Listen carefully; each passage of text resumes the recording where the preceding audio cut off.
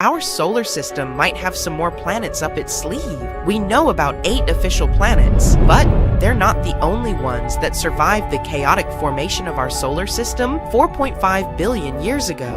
Astronomers say there are 3 categories of planets in our solar system.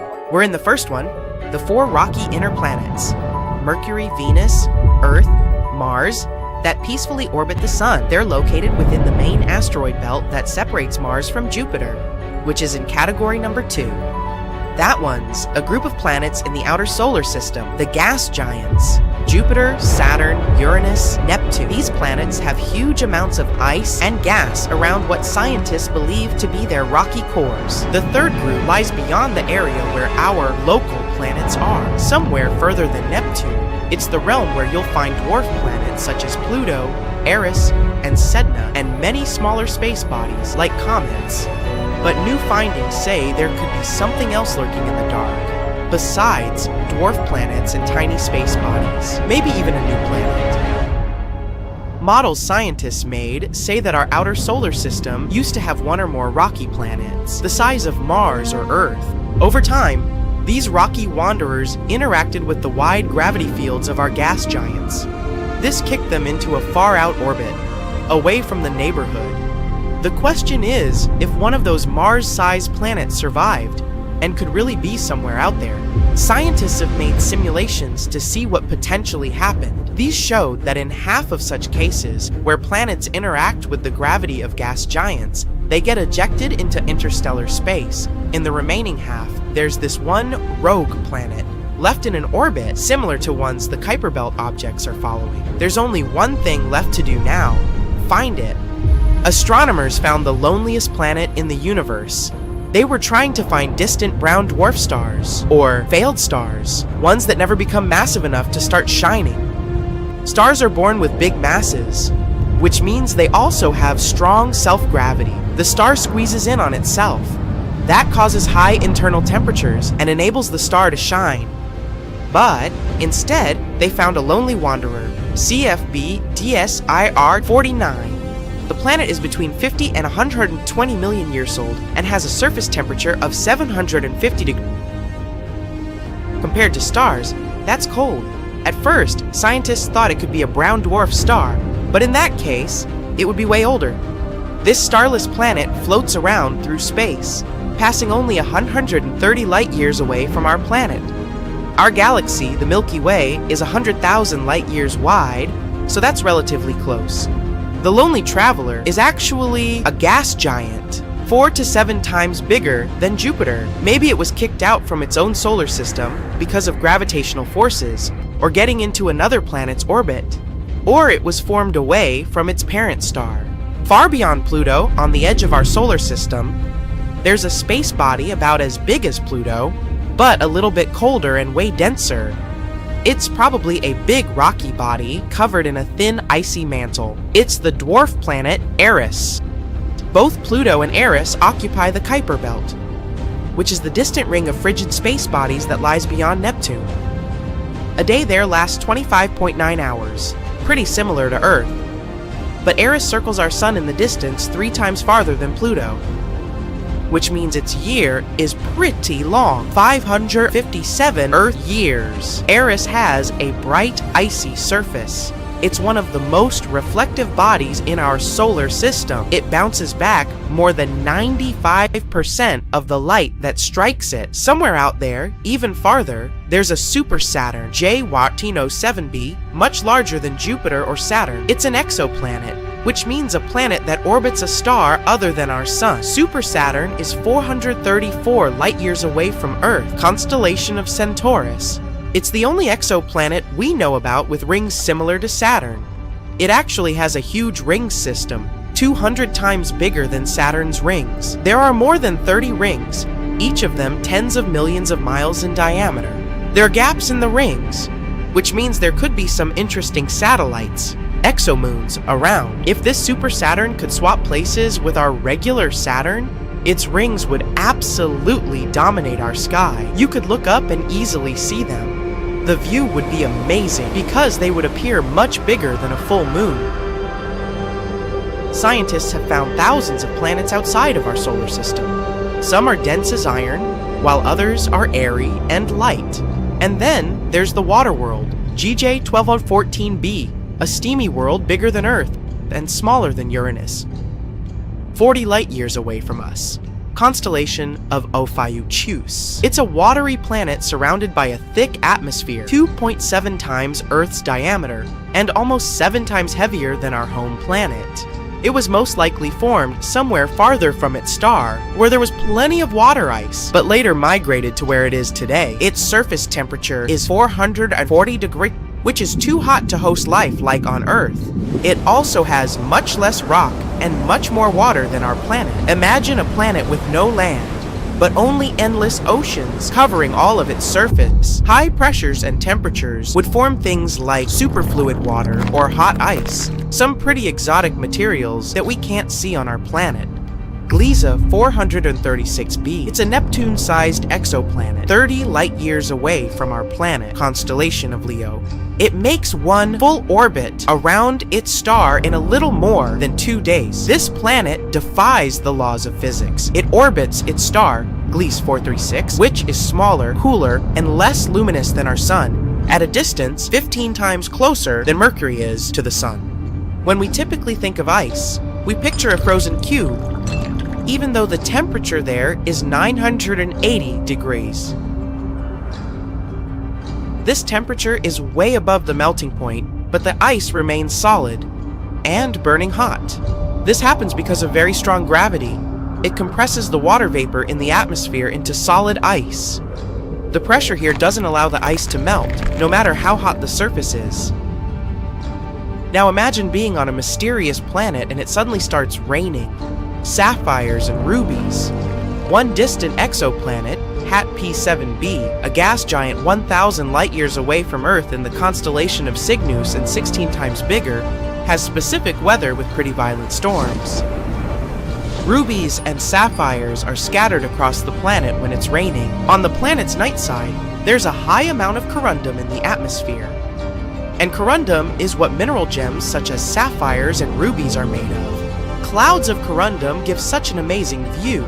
The planet is plagued by severe winds that often turn into powerful storms that push huge masses of those clouds across the planet. Although the planet is uninhabitable, it would certainly be cool to come there and pick up some gems. Still, the weather is pretty wild. Plus, the temperatures are over 4,600 degrees. By comparison, Venus is the hottest planet in our solar system, and its temperature is only 900. Looking over the expanse of space, you can see a beautiful little blue dot in the endless darkness. It's an exoplanet, HD 189733b, that lies 63 light-years from us in the constellation of Vulpecula. But it's way hotter and larger than our planet, around the size of Jupiter, and completes the orbit around its host star in only 2.2 Earth days. That orbit is so close that the planet is most likely tidally locked. That means it's always showing only one face to its star, like our moon always shows one side to Earth. The weather here is crazy, which is 7 times the speed of sound. The fastest wind on Earth only hit the mark of 230, and it gets better. The rain here is not made of water, but of molten glass. Clouds are made of silicate atoms and particles. They are the key element that gives the planet its cobalt blue color, not the reflection of oceans, which is the case with Earth. Earth used to be purple. Today, even when you look at our planet from space, you see a lot of green. The green we see in nature is there because of photosynthesis, the process where plants transform energy coming from the sun into energy they need to live and to produce oxygen. The main part of the process that gives plants the green color is the chlorophyll pigment. A long time ago, instead of chlorophyll, there was a molecule called retinol.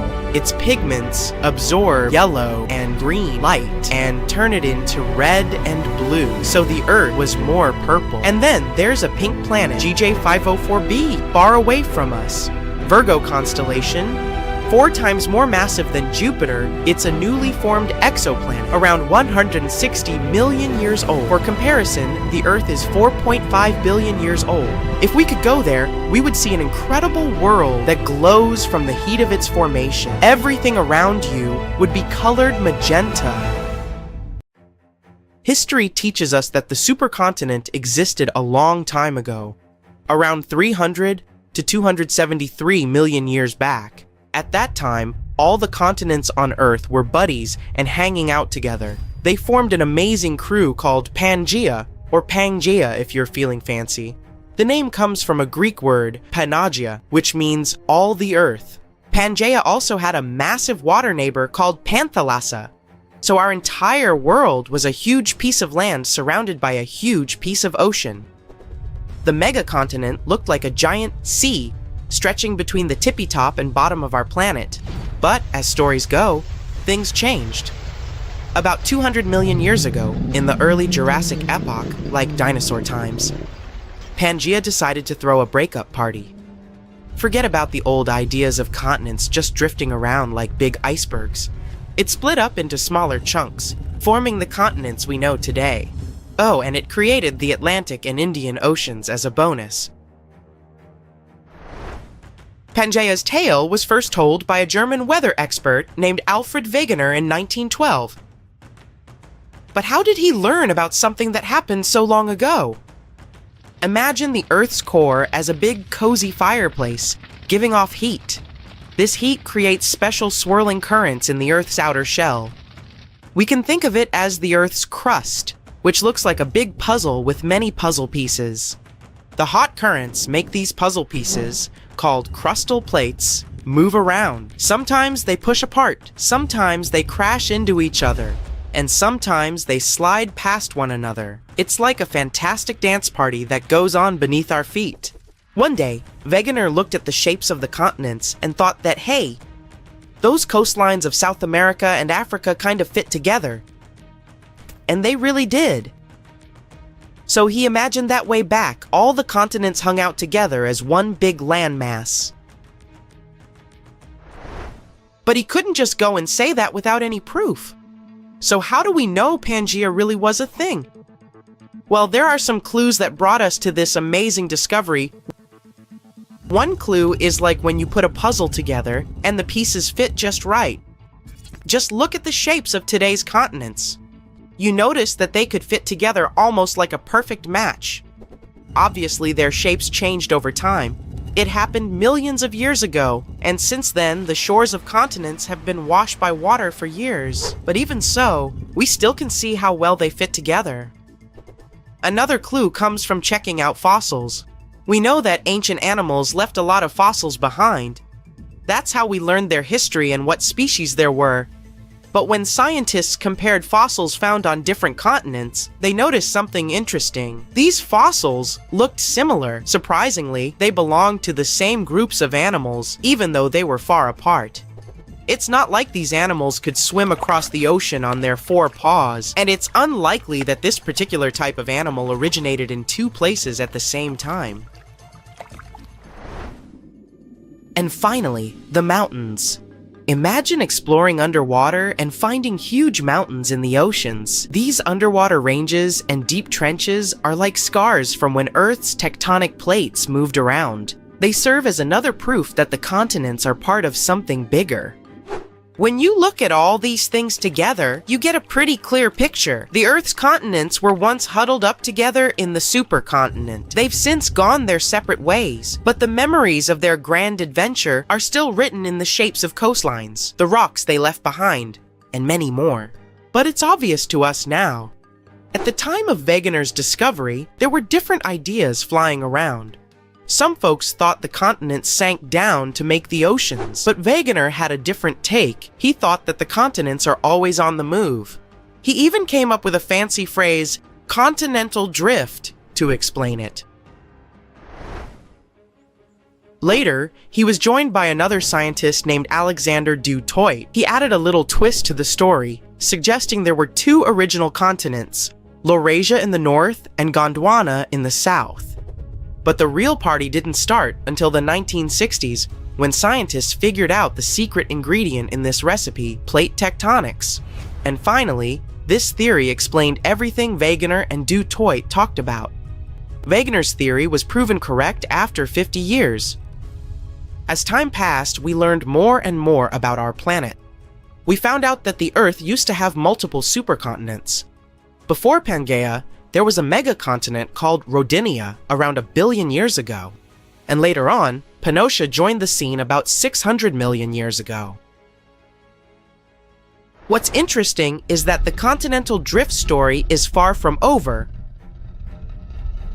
Our continents are always on the move. Africa is giving Europe a friendly bump, and Australia is playing a game of bumper cars with Southeast Asia. You know what's on the horizon? Another supercontinent. So, how will this next supercontinent come together? Well, there are 4 major possibilities: Novo Pangea, Pangea Ultima, Arica, and Amasia. These might sound like superhero names, but they're actually different ways the puzzle pieces could fit. Let's look at them all. First, Novo Pangea. You know how there's the Atlantic Ocean on one side and the Pacific Ocean on the other? Well, if these oceans keep doing what they're doing now, the Atlantic will keep opening up, while the Pacific squeezes in. If that happens, the Americas, North America, and South America will give each other a big high five, and Antarctica, that icy land way down south, will join the fun too. It will be drifting northward. Next, Pangea Ultima. In the future, the Atlantic Ocean might get tired of being so wide. It might decide to slow down and shrink a bit. The Americas and the northward drifting Antarctica will probably crash into Africa and Europe. And just like that, a brand new supercontinent forms. There are these spots where the ocean floor is sliding underneath the land. It's like a secret underwater passage. These spots are called subduction zones. So, if these secret tunnels will be spreading and spreading all along the east coasts of the Americas, Europe, and Africa might come together again, and they'd form a supercontinent. This supercontinent would be surrounded by the Pacific Ocean. The next possible supercontinent is Orica. In this scenario, the Pacific and Atlantic Oceans might decide to take a nap and close up. But don't worry, because when one door closes, another opens. In this case, a whole new ocean would pop up to replace them. Imagine a big crack in the ground cutting through Asia, like a zipper opening up. This crack is called the Pan-Asian Rift, and it would become a brand new ocean. With this new ocean comes a new supercontinent, Orica. Australia is currently drifting northwards like it's trying to find a nice spot at the center of our planet. East Asia and the Americas might join in from both sides. After that, Europe and Africa might link up with the Americas. And boom, Orica. And finally, Amasia. It might form if some of the tectonic plates go north. They can take continents like Africa and Australia along for the ride. They'll be hanging out around the North Pole. All the continents, except Antarctica, might come together. And even though they might gather around the North Pole, they wouldn't close off the oceans. The Atlantic and Pacific Oceans would still be open for business. How this grand reunion happens depends on the Earth's tectonic movements. So far, we believe that Novo Pangea is the most likely scenario. It also depends on what exactly happened to Pangea after it broke apart. And when the new supercontinent appears, what's going to happen with the weather? How will the ocean behave? And what about the animals and plants? These questions all light up our minds. Who knows? Maybe someday our descendants will look at the world map and see this incredible journey come full circle. Keep asking curious questions and stay tuned for the next 100 million years. Ah, well-deserved vacay. Finally. This time, you're off to see something new. It's an ocean on one of the Uranus's moons. Alright, just kidding. This destination is not a vacation spot yet. But yeah, there are definitely some impressive oceans out there. Hey, don't say you thought oceans can only be found on Earth. But before diving into Uranus Moon's oceans, let's talk about Uranus itself first. The 7th planet from the Sun, and the coolest cat in the solar system. It's got 27 moons, and 4 of them might technically have oceans. That's more than most people have friends. All these moons are like Uranus's mini-me's. They tilt at the same crazy angle as their parent planet, 98 degrees to be exact. And Uranus is so unique that it orbits the Sun on its side. That means its equator is almost at a right angle to its orbit. Talk about rebellious. But why is Uranus like this? Well, some astronomers reckon it's because it got knocked on its side by a massive collision with another planet, and that impact who needs Zeus when you've got Juliet and Desdemona? Discovering these moons isn't easy. They're super dark and located billions of miles away from the sun. It's like trying to find a needle in a haystack, except the needle is smaller than your pinky finger. These 27 satellites are divided into 3 groups: 13 inner moons, 5 major moons, and 9 irregular moons. The irregular ones are rebels with retrograde orbits, while the others are prograde and go with the flow of Uranus. The big boys are Miranda, Ariel, Umbriel, Titania, and Oberon, and they're all in Uranus's equatorial plane and are big enough to be round. They've got craters and canyons and cliffs. Oh my! These moons also formed from a giant impact that tilted Uranus on its axis. That's why they're all tilted too, and because of that tilt, they have crazy seasonal cycles, just like Uranus itself. But we haven't found all of Uranus's moons yet. The little irregular ones are sneaky and hard to detect, so who knows how many more there could be. But let's talk about the really cool stuff, what these moons are made of. We're not entirely sure, but we think they're made of rock and ice. Miranda is the most icy one, while the inner moons are probably just dusty. And the ones beyond Oberon's orbit? They're likely captured asteroids that could be rocky or icy or who knows what. But here's what really sets Uranus's moons apart. They're all tilted together with Uranus. That's wild. Exploring these moons could teach us so much about how ocean worlds form and stay active. Titania is the biggest moon of Uranus, but it's still less than half the size of Earth's moon, with a diameter of about 1,000 miles. It's also the 8th heaviest moon in the whole solar system. They named it after the fairy queen in A Midsummer Night's Dream. Titania's color is gray, and it has some shiny patches that scientists think are frost. It's made up of a mix of ice and rock, just like all the other moons close to Uranus. Oberon is the next biggest moon of Uranus, named after the fairy king in Shakespeare's play. It's almost the same size as Titania, and also has a half ice, half rock composition. But Oberon's surface is way more cratered than the other Uranian moons. Umbriel and Ariel are the 3rd and 4th largest moons of Uranus, with diameters of 726 miles and 718 miles respectively. Umbriel is named after a bad spirit in an old poem, and it's the darkest of all Uranus's big moons. It only reflects 16% of the light that hits it. Scientists don't know why it's so dark, but they think a bright ring around a crater might be caused by frost deposits. Ariel is the brightest of all Uranus's big moons, and it reflects over a third of the light that hits it. It's named after characters in both Pope's poem and Shakespeare's play. Ariel looks like the youngest moon because it only has a few small craters from recent collisions.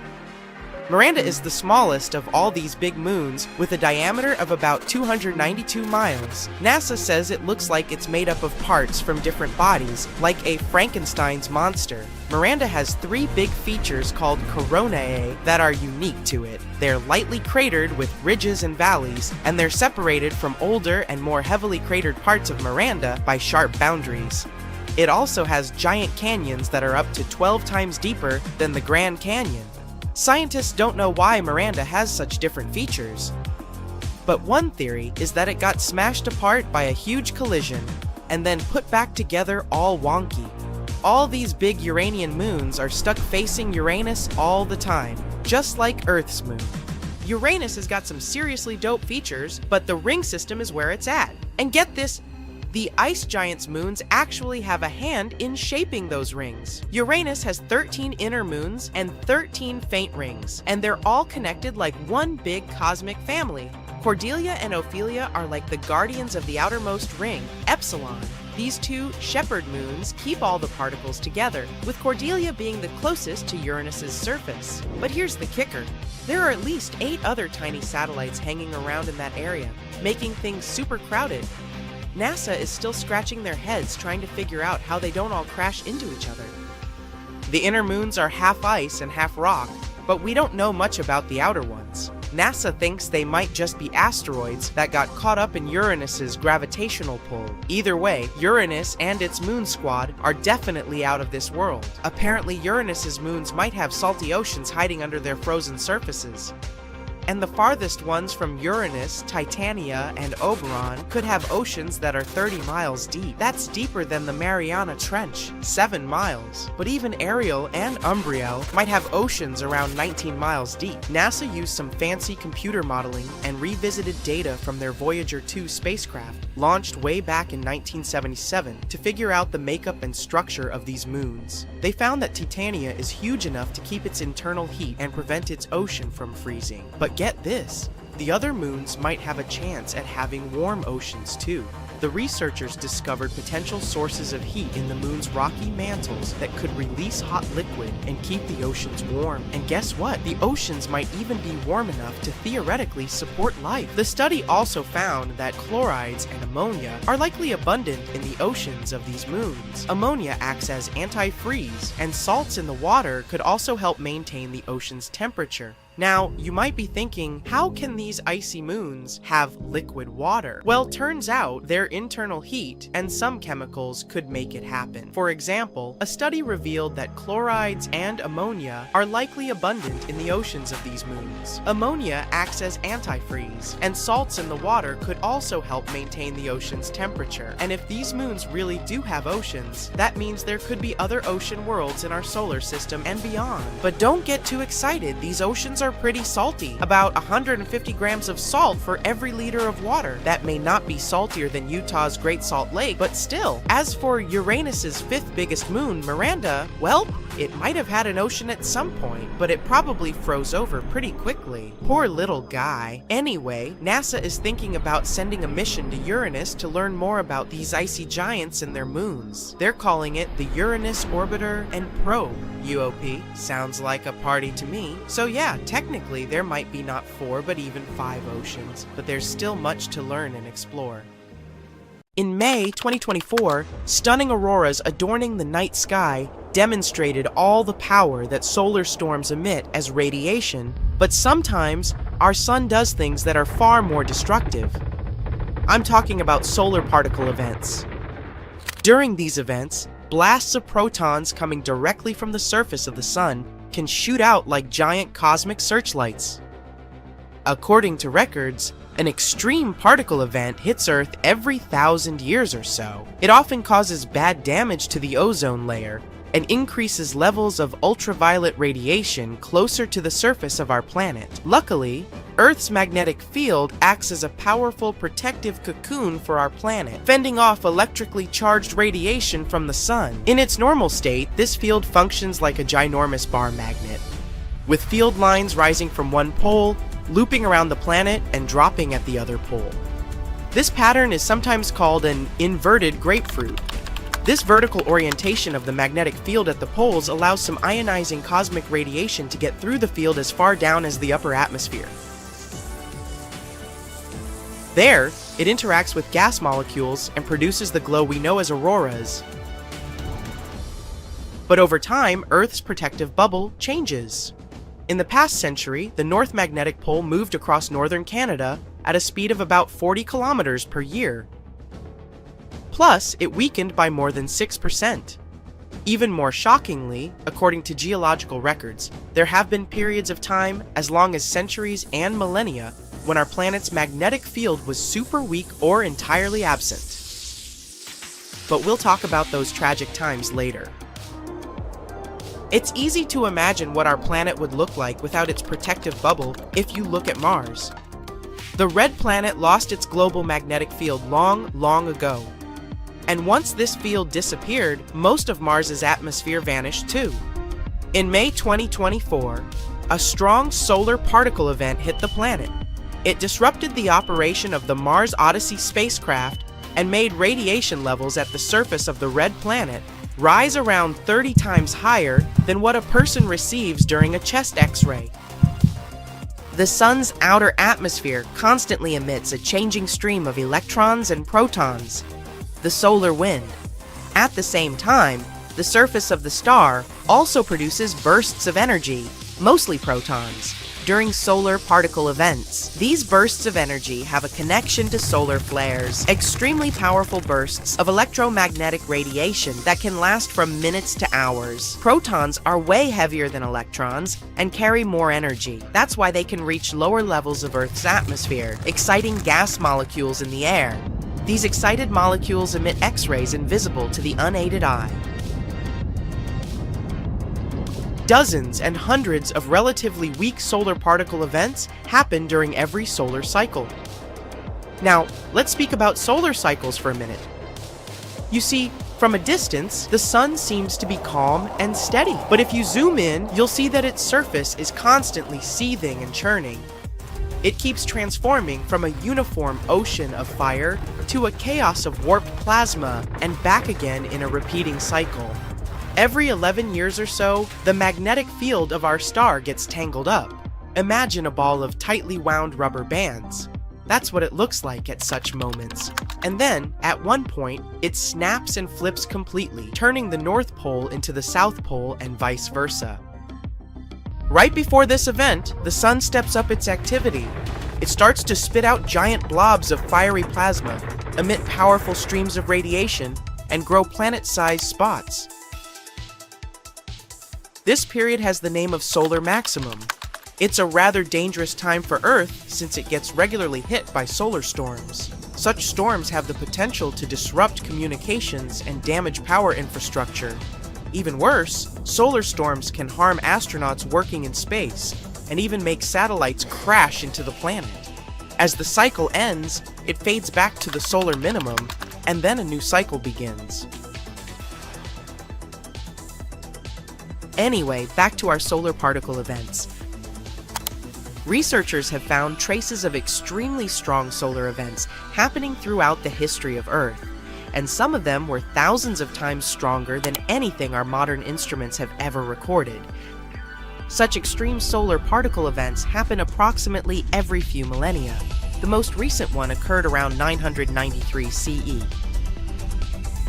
Beyond the immediate effect they have, solar particle events can kickstart a chain of chemical reactions in the upper atmosphere, and these processes often lead to depletion of ozone, which isn't a good thing. Ozone absorbs harmful solar UV radiation, which can damage not only our eyesight, but also the DNA of living beings. Plus, changing the amounts of ozone in the atmosphere can impact the climate. In a recent study, researchers used large computer models to examine how extreme solar particle events affect Earth. They found out that if a solar proton event arrives during a period of time when our planet's magnetic field is very weak, then ozone damage can last for 6 years. And the level of UV radiation might increase by 25%, boosting solar-induced DNA damage by around 50%. And apparently, this dramatic combination of a weak magnetic field and extreme solar proton events happens quite often. And some researchers believe that it may even explain a few mysterious occurrences in the past of our planet. For example, the most recent period of weak magnetic field started 42,000 years ago and lasted for around 1,000 years. This period included a temporary switch in the North and South poles. Several major evolutionary events happened during that time. For example, the last Neanderthals disappeared in Europe, along with the extinction of marsupial megafauna in Australia. Yeah, sadly, we won't see giant wombats and giant kangaroos anymore. One more, even bigger evolutionary event might also be linked to Earth's geomagnetic field. Multicellular animals appeared at the end of the Ediacaran period, which started around 635 million years ago, and it occurred after a 26 million year period of extremely weak or even absent magnetic field. The rapid evolution of different groups of animals in the Cambrian explosion about 539 million years ago might have also been related to high UV levels and geomagnetism, the simultaneous evolution of hard body shells and eyes in multiple unrelated groups could have been necessary to detect and avoid harmful incoming UV rays. A complete reversal of Earth's magnetic poles might have a serious impact on the climate of our planet. Luckily, such flips don't happen overnight.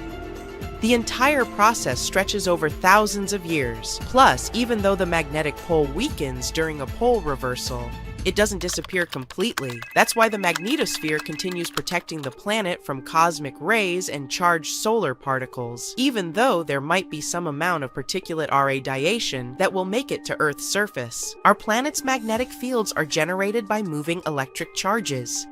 If some material allows these charges to easily move in it, it's called a conductor.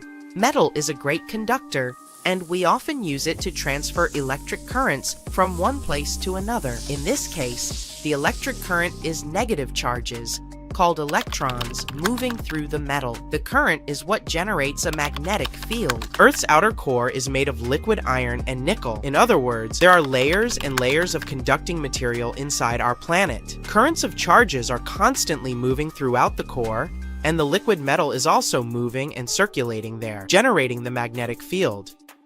This magnetic field, in turn, produces something resembling a bubble around the planet. It's called the magnetosphere, and it's located above the uppermost part of the atmosphere. This layer shields and deflects high-energy cosmic ray radiation, which, otherwise, would be extremely hazardous to people and other forms of life on Earth. The magnetosphere also interacts with the ionosphere, the layer of our planet's atmosphere containing loads of ions and free electrons and capable of reflecting radio waves. The interaction between these two layers and magnetized solar winds is what scientists call space weather. The solar wind is normally mild, and there's no space weather whatsoever. It's a clear night, and you are outside looking at the stars. The Milky Way alone seems overwhelmingly huge. You check on your phone and discover that the galaxy you're in at this exact moment is 100,000 light-years wide. For scale, 1 light-year is already a very long distance. For example, it takes 4.2 light-years to go from Earth to Proxima Centauri, which is the closest star to our planet other than the Sun. So 100,000 light-years is way more than we normal humans can fathom. And that's just one galaxy. There's a whole lot more out there. Now, looking at this data, it seems pretty unlikely that we're the only life form out there, doesn't it?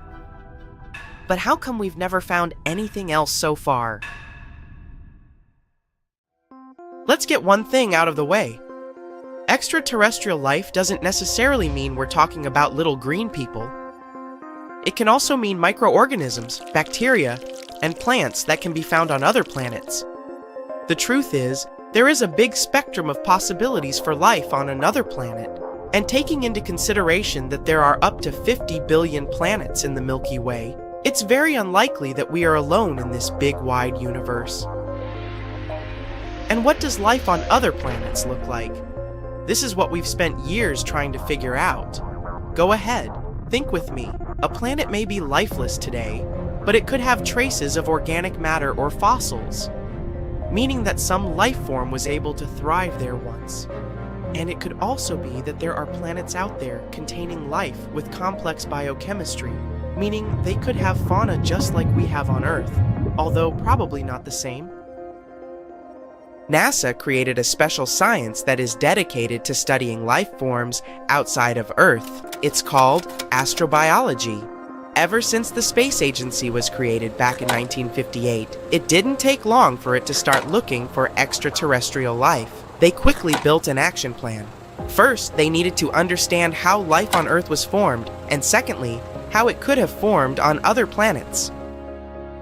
The first time NASA tried to look for life in outer space was in 1976. The Viking lander blasted into space headed toward Mars. There were high expectations that humanity would find the first proof of extraterrestrial life. Unfortunately, the lander came back with images of a planet that looked barren and bleak, and scientists were extremely disappointed. Scientific conclusions on whether life could be detected over there were confusing. But hey, you need to know what you're looking for to find it, right? The failure of the Viking mission served to heat up debates amongst NASA scientists to define what life actually meant. And it also served to call their attention to a small, but very important detail. Spacecrafts departing from Earth usually transport Earthling microorganisms and bacteria unintentionally, as they remain attached to the vehicle. It turned out that these bacteria could contaminate scientists' samples, so they needed to consider this. All of this made Mars expeditions take a back burner on NASA's short-term plans. There appeared a new priority-first question. What are the types and stages of life that space programs can hope to identify? Scientists might have encountered life on other planets, but they weren't able to identify it as life. That is why NASA began to study our own planet better. They studied everything, from ancient life forms that lived billions of years ago to living creatures that roam the planet today. They understood that the search needed to happen inwards as well as outwards. Let's take a look at the development of Earth's life from its inception. Imagine that this development can be represented as a ladder or stairs, and each developmental stage is a flight of the bigger staircase. First, we would see basic chemistry, a soup of loose chemical elements, like the ones we see in the periodic table, but they need to assemble themselves into more complex structures to be able to self-replicate, change, and evolve. This would happen in the second step, where we start to see the formation of microscopic organisms. In the third step, these cells combine to become multicellular beings, allowing for more complexity and variety. The step above sees species that can evolve big brains, enabling the use of tools, culture, and shared knowledge. That's where humanity is located. Looking at this ladder, one might ask, so what does it take for a multicellular organism to evolve into fully formed humans? This is what is called the Great Filter. It's a huge evolutionary jump that takes a lot of effort and the perfect environmental conditions for it to happen. And given that we haven't heard of any other extraterrestrial civilizations out there, it might be that we are the only ones that were able to make this jump. After all, how likely is it that we'll find life outside of Earth that is similar to us? That depends on how many planets there are out there in their star's Goldilocks zone, the area around a star where water can be liquid. And because stars come in all sizes and configurations, this zone is different for every star system. But that's not the only criteria we know for the existence of life. We usually look for three things to detect life: liquid water, methane, and oxygen. Water is what allows for chemical components to mingle and connect, forming multicellular beings. Methane is produced by the decomposition process made by bacteria, and oxygen is the byproduct of plant respiration. These are some of the telltale signs that the James Webb Telescope was programmed to search for. The James Webb Telescope has ambitious purposes that might revolutionize space science. Its top priorities are to detect forms of life by studying small galaxies orbiting the Milky Way. It will also look for the oldest stars in the universe, trying to gather data on the origin of the universe itself. That's huge. NASA is betting on two variables with this new telescope: a thorough scan on the so-called exoplanets, aka planets from outside our solar system, and the search for extremophiles, a type of life that loves extreme environments. Extremophiles were first discovered on planet Earth back in the 1960s at the bottom of the sea, near the Galapagos Islands. Scientists found microorganisms living next to hydrothermal vents that dot the seafloor over that part of the world. Thriving in places like these with extreme temperatures over 700 Baudret F takes a lot of resistance. I mean, can you imagine the heat? This discovery was a turning point for the field of astrobiology, as scientists understood that life could survive in extremely harsh conditions, similar to the atmosphere available in several exoplanets. But hey, life might turn up in our own neighborhood if we're lucky enough. Guided by the mantra, "Follow the water," NASA is launching two important missions inside our solar system that can contribute largely to the search for extraterrestrial life. You remember Jupiter, right? It's the gas giant that has a moon known as Europa. A few years ago, scientists discovered that Europa had an ocean hidden behind layers of icy crust. And there's even more. According to research, the water over in Europa is salty, much like the water we have on our planet. Europa is a big contender for the detection of life, but the Europa Clipper mission is not aimed at trying to identify this. Rather, it will orbit the moon and gather as much information about its atmospheric conditions as it can. The other moon-bound mission is the Dragonfly, an octocopter that will explore Saturn's moon, Titan. The launch is programmed for 2027 and will only arrive in Titan's orbit around 2034. It will sample and examine a series of promising sites around Saturn's icy moon, and who knows, find some new information on ET life? Let's see what happens. But I'd say we've never been closer to a huge discovery than we are now.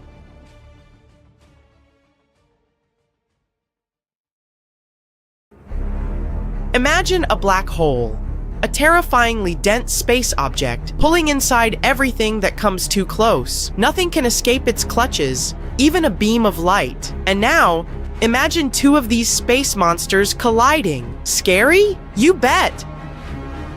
Astronomers have spotted two supermassive black holes feasting on the cosmic material of two merging galaxies in distant space. This phenomenon is the closest to colliding black holes we have ever seen. Supermassive black holes are the largest among all black holes out there. Their mass can be hundreds of thousands or even millions to billions of times larger than of our suns. And two such giants have been recently spotted with the help of an array of telescopes in northern Chile's Atacama Desert. Astronomers originally used these telescopes to watch two merging galaxies located approximately 500 million light-years away from Earth. Thanks to being alert at all times, scientists have also noticed that two gigantic black holes were growing alongside each other. Apparently, these black holes came across each other when their host galaxies collided. One of the black holes is around 200 million times the mass of our Sun, and the other is a bit smaller, only 125 million times larger. We can't see black holes directly. If you were to travel to a black hole, you wouldn't notice it until it was too late. The only detail that would give away the approaching black hole would be a slight blurring of distant stars due to the hole's gravitational lensing effect. The two black holes we are talking about are no different. They aren't visible directly, but are surrounded by bright clusters of warm, glowing gas and stars. All of this has been tugged close by the black hole's gravitational pull. Time will pass, and these black holes will start circling each other, and eventually they will collide, creating one, probably even bigger, black hole. Scientists have been observing these black holes across multiple wavelengths of light and have come to the conclusion that they are unique. They're located the closest to each other astronomers have ever seen. The distance between them is a mere 750 light-years, which, astronomically speaking, is just next door. Even more exciting, this distance is close to the limit of what modern technologies can detect. The thing is, such ginormous merges are more typical for distant galaxies. This makes it harder for Earth-based telescopes to see them. But the sensitivity of ALMA helped astronomers observe those bright and compact regions where matter swirls around the black holes. Imagine how surprised astronomers were when, instead of one black hole, they discovered two of them, munching on the dust and gas stirred up by the massive space merger. Galaxy mergers are way more common in the distant universe than in our neighborhood, and this discovery may mean that such black hole binaries are likely to be much more common than we previously thought too. And if pairs of black holes are so common, it might make it easier for us to study gravitational waves. These waves, also known as ripples in space-time, occur when black holes collide. If we talk about the recently discovered pair of black holes, it might still take them several 100 million years to crash into each other. But by observing their behavior, scientists can figure out how many binary black holes there are that are about to collide in the universe. Also, this may give us more insight into what is going to happen when our home Milky Way galaxy collides with the Andromeda galaxy in around 4.5 billion years. By the way, the first photo of a black hole was taken in 2019. An international team of scientists consisting of more than 200 astronomers had been working for years to get this result, and their efforts finally paid off. The object in the photo is about 55 light-years away from Earth, at the center of the galaxy M87. You can now admire this amazing space phenomenon thanks to the work of a vast global network of telescopes called the Event Horizon Telescope Collaboration, or simply EHT. The event horizon is a point of no return on the outskirts of a black hole. Once something, for example, matter, radiation, or light, reaches this boundary, there is no way for it to escape. To capture the very first image of a black hole, scientists created a virtual telescope that turned out as big as our planet by combining the power of 8 radio telescopes. But it wasn't an easy feat. The researchers had to simultaneously point the telescopes in a meticulously planned order, with the help of precise atomic clocks set on each telescope. Plus, they were constantly monitoring the amount of moisture in the air, since too much humidity would ruin the images. To keep the chances of rain to a minimum, they even constructed the telescopes in super dry regions, such as the Atacama Desert in Chile and the South Pole. All in all, the process resembled a carefully coordinated dance. But thanks to these preparations, in over 2 weeks, the telescopes collected 5,000 trillion bytes of data. It was then processed by several supercomputers, and scientists finally got the long-awaited images. And what they observed was a monster of a black hole, measuring about 25 billion miles across. Now how about we talk about the coolest black hole facts? There are baby black holes called primordial, and they are really tiny. They vary from the size of an atom to that of a mountain. There is a theory that galaxies get formed around black holes. This means that when a large star explodes, a black hole appears in its place, and then the rest of the galaxy just forms around it.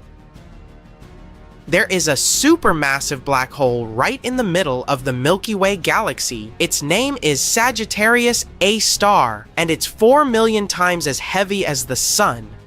And nope, we aren't going to be pulled into this hole. It's more than 26,000 light-years away from Earth. That's too far for this monster to have any influence on our planet. Besides Sagittarius A, there are 100 million medium-sized black holes in our galaxy. And can you imagine how many black holes in total there are in all 100 billion galaxies that exist out there? You do the math. If you ever find yourself near a black hole, be ready that time will slow down significantly. It may work for you if you aren't so eager to grow older. Just don't let yourself be tugged into the event horizon. Whoops! Bye-bye! Black holes aren't some hungry predators that roam the universe preying on poor, unsuspecting planets. They just gulp down the stuff that ends up too close to them. On top of that, they sometimes fling out spitballs the size of a planet. How does this matter escape the pull of black holes? Typically, it manages to slip away before going past the point of no return. In fact, with Sagittarius A, we should be worried not about its gravitational pull, but about the very spitballs. After all, the monster black hole hurls them in the direction of Earth at a speed of 20 million miles per hour. What if one day one of them reaches our planet? If you manage to squeeze Earth to the size of a cherry tomato, it would turn into a black hole. In fact, you could also become one if you agreed to be scaled down to an atom.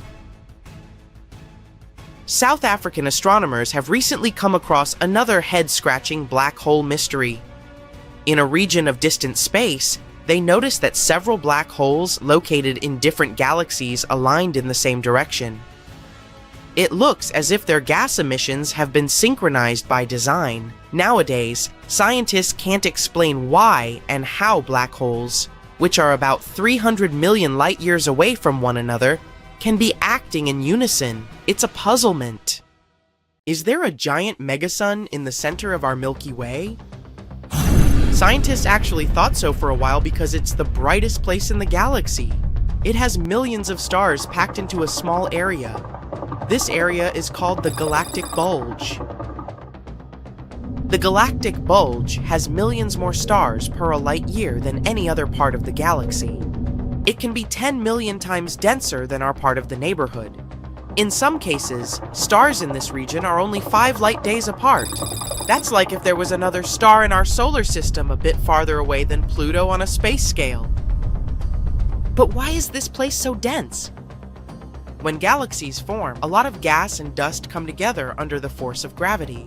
This material gathers up and eventually forms stars. Gravity and angular momentum balance out, and it starts looking like a flat disk with a pretty bright, bulging, dense core. The stars live their comfy lives, and once they get to the finishing line, they collapse under their own huge weight. Then, the black hole forms. Black holes love to eat everything around them, and the more they eat, the bigger they get. And what place is more perfect for fine dinner than the galaxy center, where all the space stuff is packed together? So it starts eating surrounding gas and dust, forming an accretion disk. As this material spirals into the black hole, it heats up and emits a lot of energy, which makes the center of the galaxy even brighter. That's why you can find both supermassive black holes and galactic bulges in the centers of all galaxies. The galactic bulge at the center of the Milky Way looks a bit like an ellipse. That's a classical bulge. Stars there aren't like our sun. They move randomly in all possible directions and planes. Plus, they all move at different speeds. So gravity is going crazy there, and this makes the bulge look more like a sphere or an ellipse. Since they were the first ones to form, they have some of the most ancient stars in our galaxy. But there are also some places of star formations and lots of younger massive stars that are less than 100 million years old. As we move farther away from the center, things get a bit calmer. Stars start rotating uniformly and become stable. Right now, Earth is in one of the Milky Way's spiral arms called the Orion arm, pretty far away from the galactic bulge. In our part of the neighborhood, stars are usually about 4 or 5 light years apart. This means that most of a galaxy is actually just black, empty space. Our black hole is called Sagittarius A star. It's a monster about 4 million times the mass of our Sun. It's also about 51 million kilometers in size, almost like the distance between Mercury and the Sun. But don't worry, it's not attracting the Milky Way inside it, and it's not going to eat us. These black holes are actually super small compared to the entire galaxy, so they can only eat whatever is around. Right now, many stars orbit Sagittarius A star, and even though it emits a huge amount of energy, we can't see its light from Earth without a lot of scientific effort. But why don't we see the center itself? The galactic bulge is so bright that even though it's 26,000 light years away, we should see it shining brightly in our sky. Yet we don't. Turns out it's all because of space dust. There is a lot of dust between us and the core, and it absorbs most of the visible light. We can only look at the galactic core using other types of light, like near-infrared, gamma ray, and so on. NASA has images of the core in different types of light, and it shows how scarily bright the center is without the dust blocking our view. But not all bright regions are blocked by gas and dust. For example, when we look at dense clusters like the Messier 13, the stars are so close together that they look just like a white spot. Most of our telescopes can't separate them from each other. The satellite galaxy M32, our neighbor near the Andromeda galaxy, has about 84 stars per light year. It's so dense that stars can't be resolved even by the Hubble Space Telescope. To get the idea, our solar system is 2 light years long. We'd see about 168 stars outside our window if we were there. Our closest star is Alpha Centauri. It's about 4 light years away from the Sun. If it was just a couple of light days away, it would shine much brighter than the full moon. So if we somehow managed to survive in crazily dense star regions, the sky would be white all day long. But it's unlikely that we'd make it. As we get closer to the center of the Milky Way, the chances of finding life get super slim. The gravity of stars is going wild with chaotic movements, so there are barely any planets around. On those miracle planets, the radiation from cosmic rays is skyrocketing. Supernova blasts and star collisions nearby become an everyday occasion, and all the gas around makes it basically impossible to breathe or even see properly. At the same time, as we move farther away, there are fewer stars around. Elements that are super useful for life, like carbon, oxygen, and iron, are produced by stars, so they also drop. Too much radiation is awful, but too low radiation means that there's not enough energy to support chemical reactions like photosynthesis, which is why, if there's extraterrestrial life, it would most likely be somewhere in the middle of different galaxies.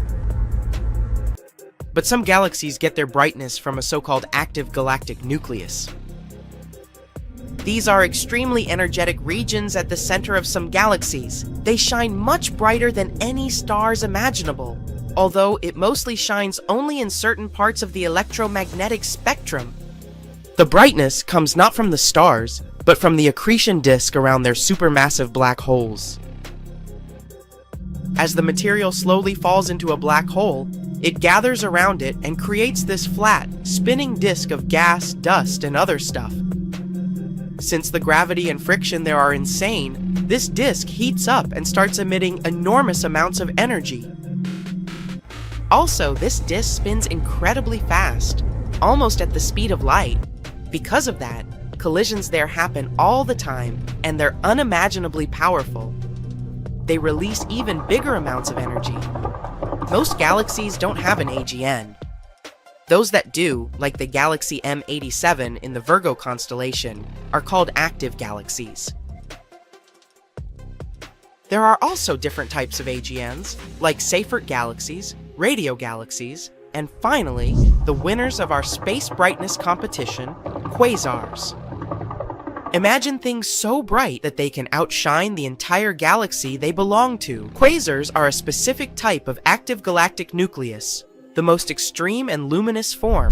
They belong to the supermassive black holes, the biggest ones in our universe. Quasars are like a combination of several things. First, they're the brightest accretion disks in our world, because of their behemoth black holes eating everything around. But they have some cool features. For example, they have powerful jets of particles that shoot out from the poles of the black hole at nearly the speed of light. These jets add up to the brightness of the quasar, although they can only be seen in radio wavelengths. The energy they emit is so intense that they can be seen billions of light years away. However, the nearest quasar to us is 600 million light years away, so we can't see them with backyard telescopes. So, when we look at a galaxy through a telescope, we usually see only the brighter core, not the outer parts. Unfortunately, our eyes just aren't made to see things like the active galactic nucleus, so these stars are the brightest things we can see. But what a beautiful sight it is. So, Mars has two moons, Phobos and Deimos, and apart from the bizarre shape, there's nothing remarkable about them. Except for one thing. Not so long ago, scientists discovered a strange phenomenon on the surface of Phobos, and they still can't find any explanation for it. What is this phenomenon? And what does it tell us about the history of our solar system? Let's find out. American astronomer Asaph Hall discovered Phobos and Deimos back in 1877. Do you know that all the planets in our solar system are named after Greek and Roman deities? For example, Mars, or Ares, is the famous deity of war. That's why the satellites of this red planet were named after the sons of Ares, Phobos and Deimos. These beautiful names actually have creepy meanings: fear and horror. In 1971, NASA's Mariner 9 telescope took their first pictures. That's how we found out that these guys weren't at all like our moon. They had this weird shape, a strange and unstable orbit. Moreover, there are no other moons in the solar system that move as close to their parent planet as these two. Well, they are its suns, after all. But even though they're very close to Mars, if you were standing on the surface of the red planet, you would hardly be able to see them. That's because the curvature of Mars hides Phobos and Deimos from view, Even if you were somewhere on the equator, Phobos would look like an ordinary asteroid to you, and Deimos would look like a star. All because these satellites are basically crumbs compared to our moon. They're the smallest and least bright moons in the entire solar system, which is ironic considering their mighty names. Anyway, it seems that everything should be pretty clear with these two satellites. But nope, there's a problem. You see, scientists reconstruct the history of space based on the traces found on different space objects. Dents, scratches, cracks, all these things can tell us what happened billions of years ago. For a long time, scientists were sure that, just like their Greek prototypes, Phobos and Deimos were twins. But then, NASA's Viking orbiter took new photos of the satellites, and that's when they discovered a significant difference between the two.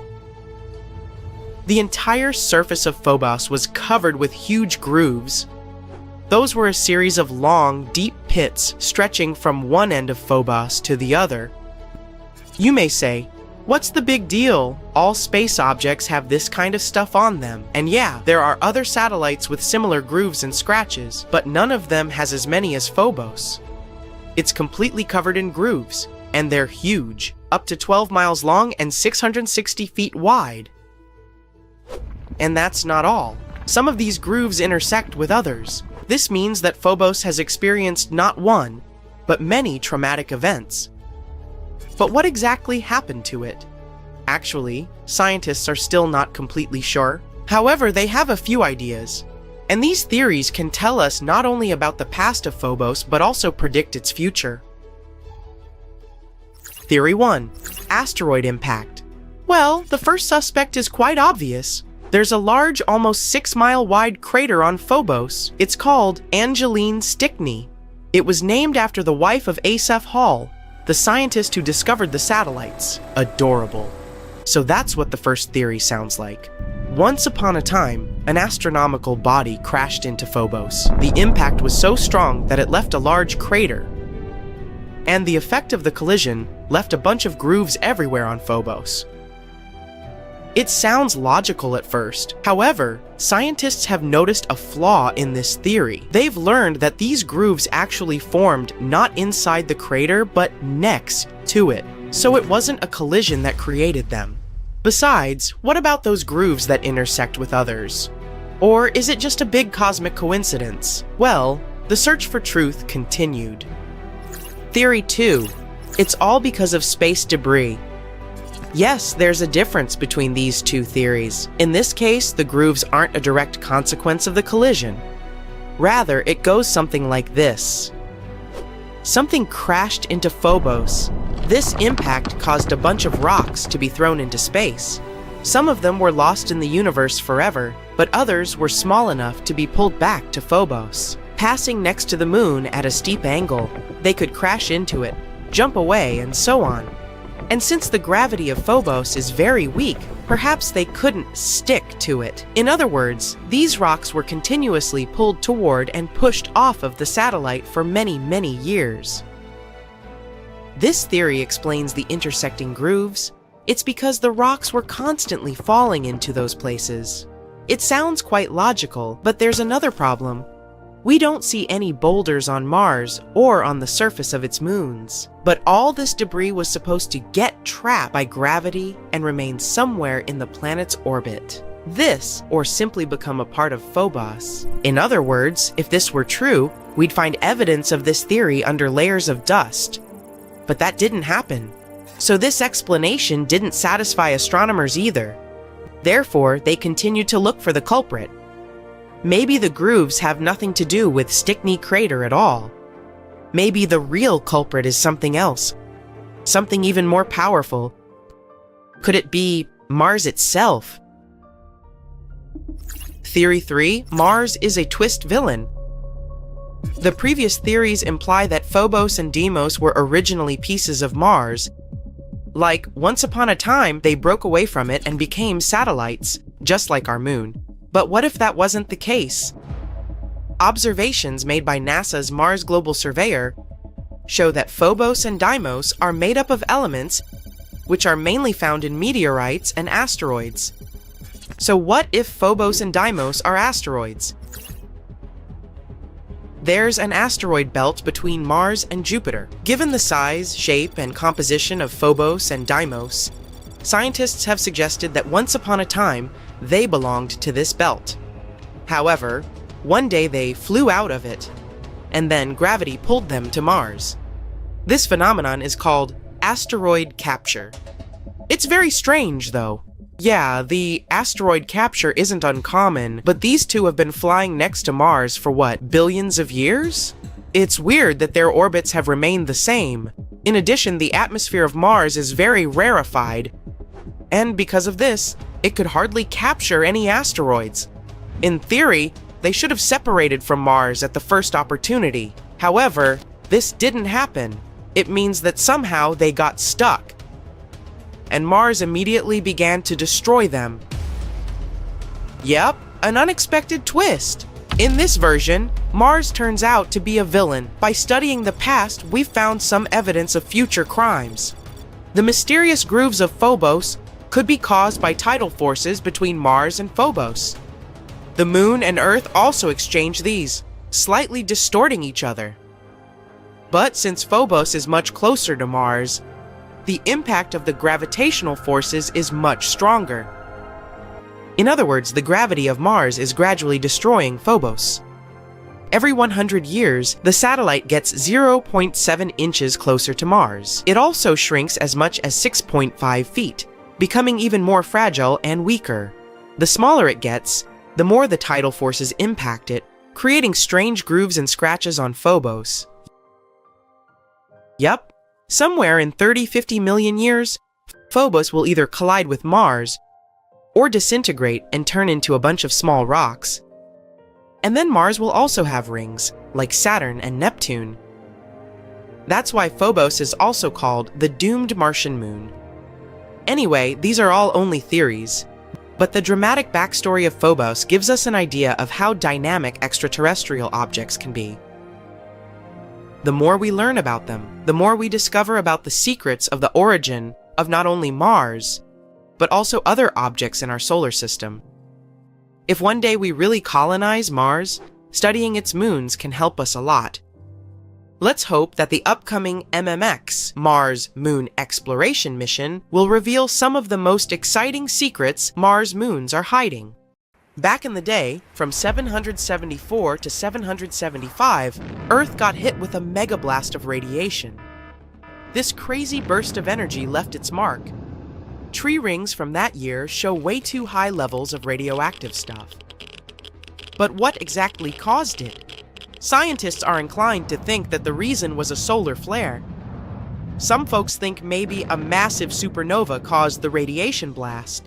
But astronomer Phil Plait says that if that had been the case, it would have had to be less than 1,000 light years away and would have been crazy bright. But there's no record of that happening. No bright, shiny Death Star in sight.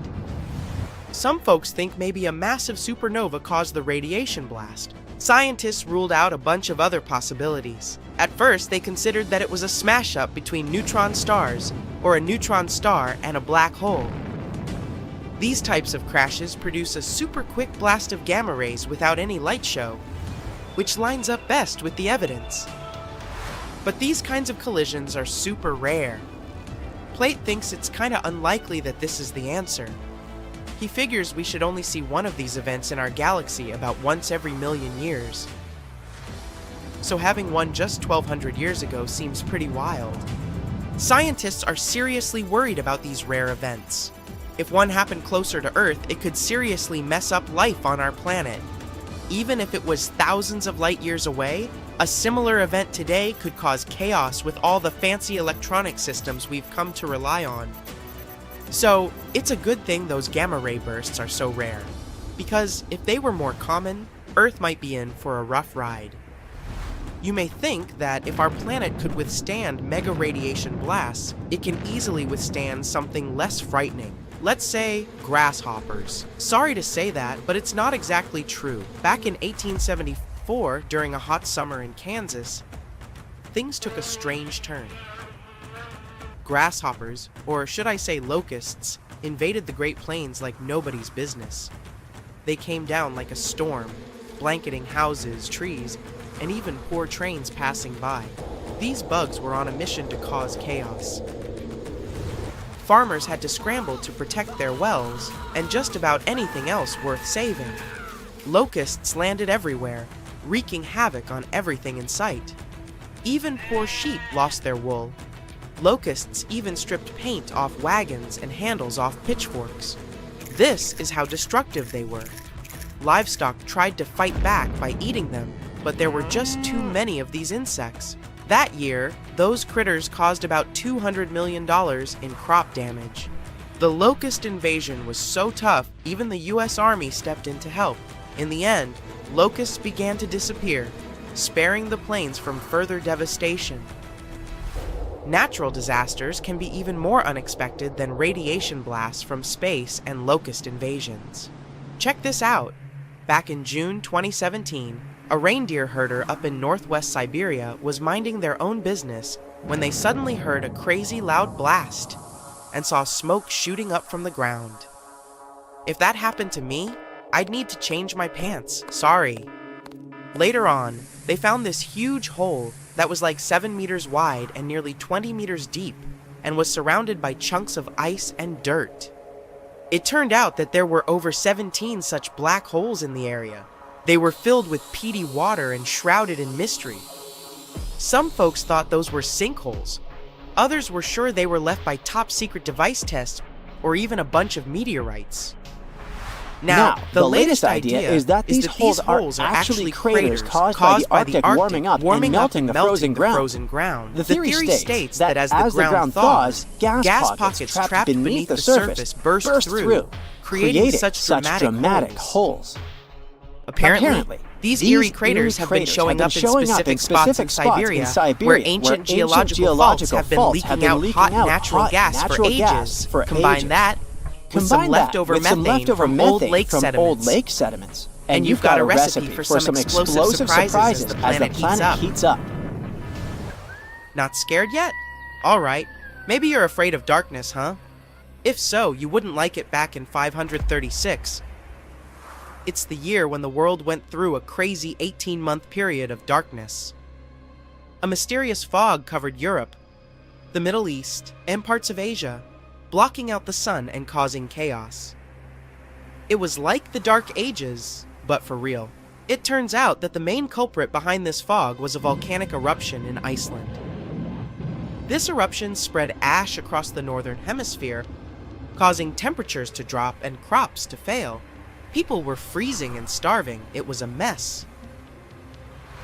Historians from back in the day even talked about how weird it was. The sun looked like the moon, summers were freezing cold, and even China had summer snow. It was all because of the volcanic ash blocking out the sun. And to make things even worse, this period of darkness sparked the beginning of the bubonic plague in 541. Talk about a rough time to be alive. Let's go back to Siberia real quick. Back in 1908, way out in the wilds of Siberia, an asteroid dropped in for an unexpected visit. Today, we know it as the Tunguska asteroid, but it didn't get its name instantly. Local folks only caught a glimpse of the show, a bright fireball streaking across the sky, followed by a massive boom. Trees went flying, fires blazed, and animals weren't too happy about it either. But since the area was so remote, not many folks took notice. For almost 2 decades, nobody bothered to check out the Tunguska site. People had too much on their plates back then. But then, scientists finally made it out there and found evidence of the asteroid's shenanigans. Later in expeditions, they found some spacey microparticles. Fast forward to now, and NASA has a whole planetary defense thing going on. They even sent a mission to test out asteroid deflecting tech, because who knows when the next cosmic rock will come knocking on our door, right? In the middle of the 19th century, there was one more epic solar storm called the Carrington Event. It may not sound like a big deal to you, but it had pretty tough consequences. The next day after the storm, Earth was hit with this insane geomagnetic storm that threw telegraphs off the rails and brought auroras to the tropics. And it's the place where they normally never show up. Turns out, all this space weather madness started with weird stuff happening on the sun's surface, like sunspots.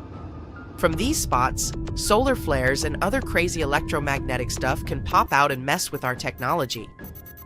Massive solar storms like this one can shoot out from the sun at speeds of up to 2,196 kilometers per second. They can contain billions of tons of solar material, complete with a sassy little magnetic field that loves to mess with Earth's magnetic field when they meet. Now listen closely. We're getting close to the next solar maximum in 2025, so it's a good time to check out the history of the worst solar storms like the Carrington Event. And take notice. Imagine if a similar storm hit today, an internet apocalypse, anyone? Businesses would be sent offline, and we'd be facing some serious damages. Luckily, these mega solar storms don't happen very often.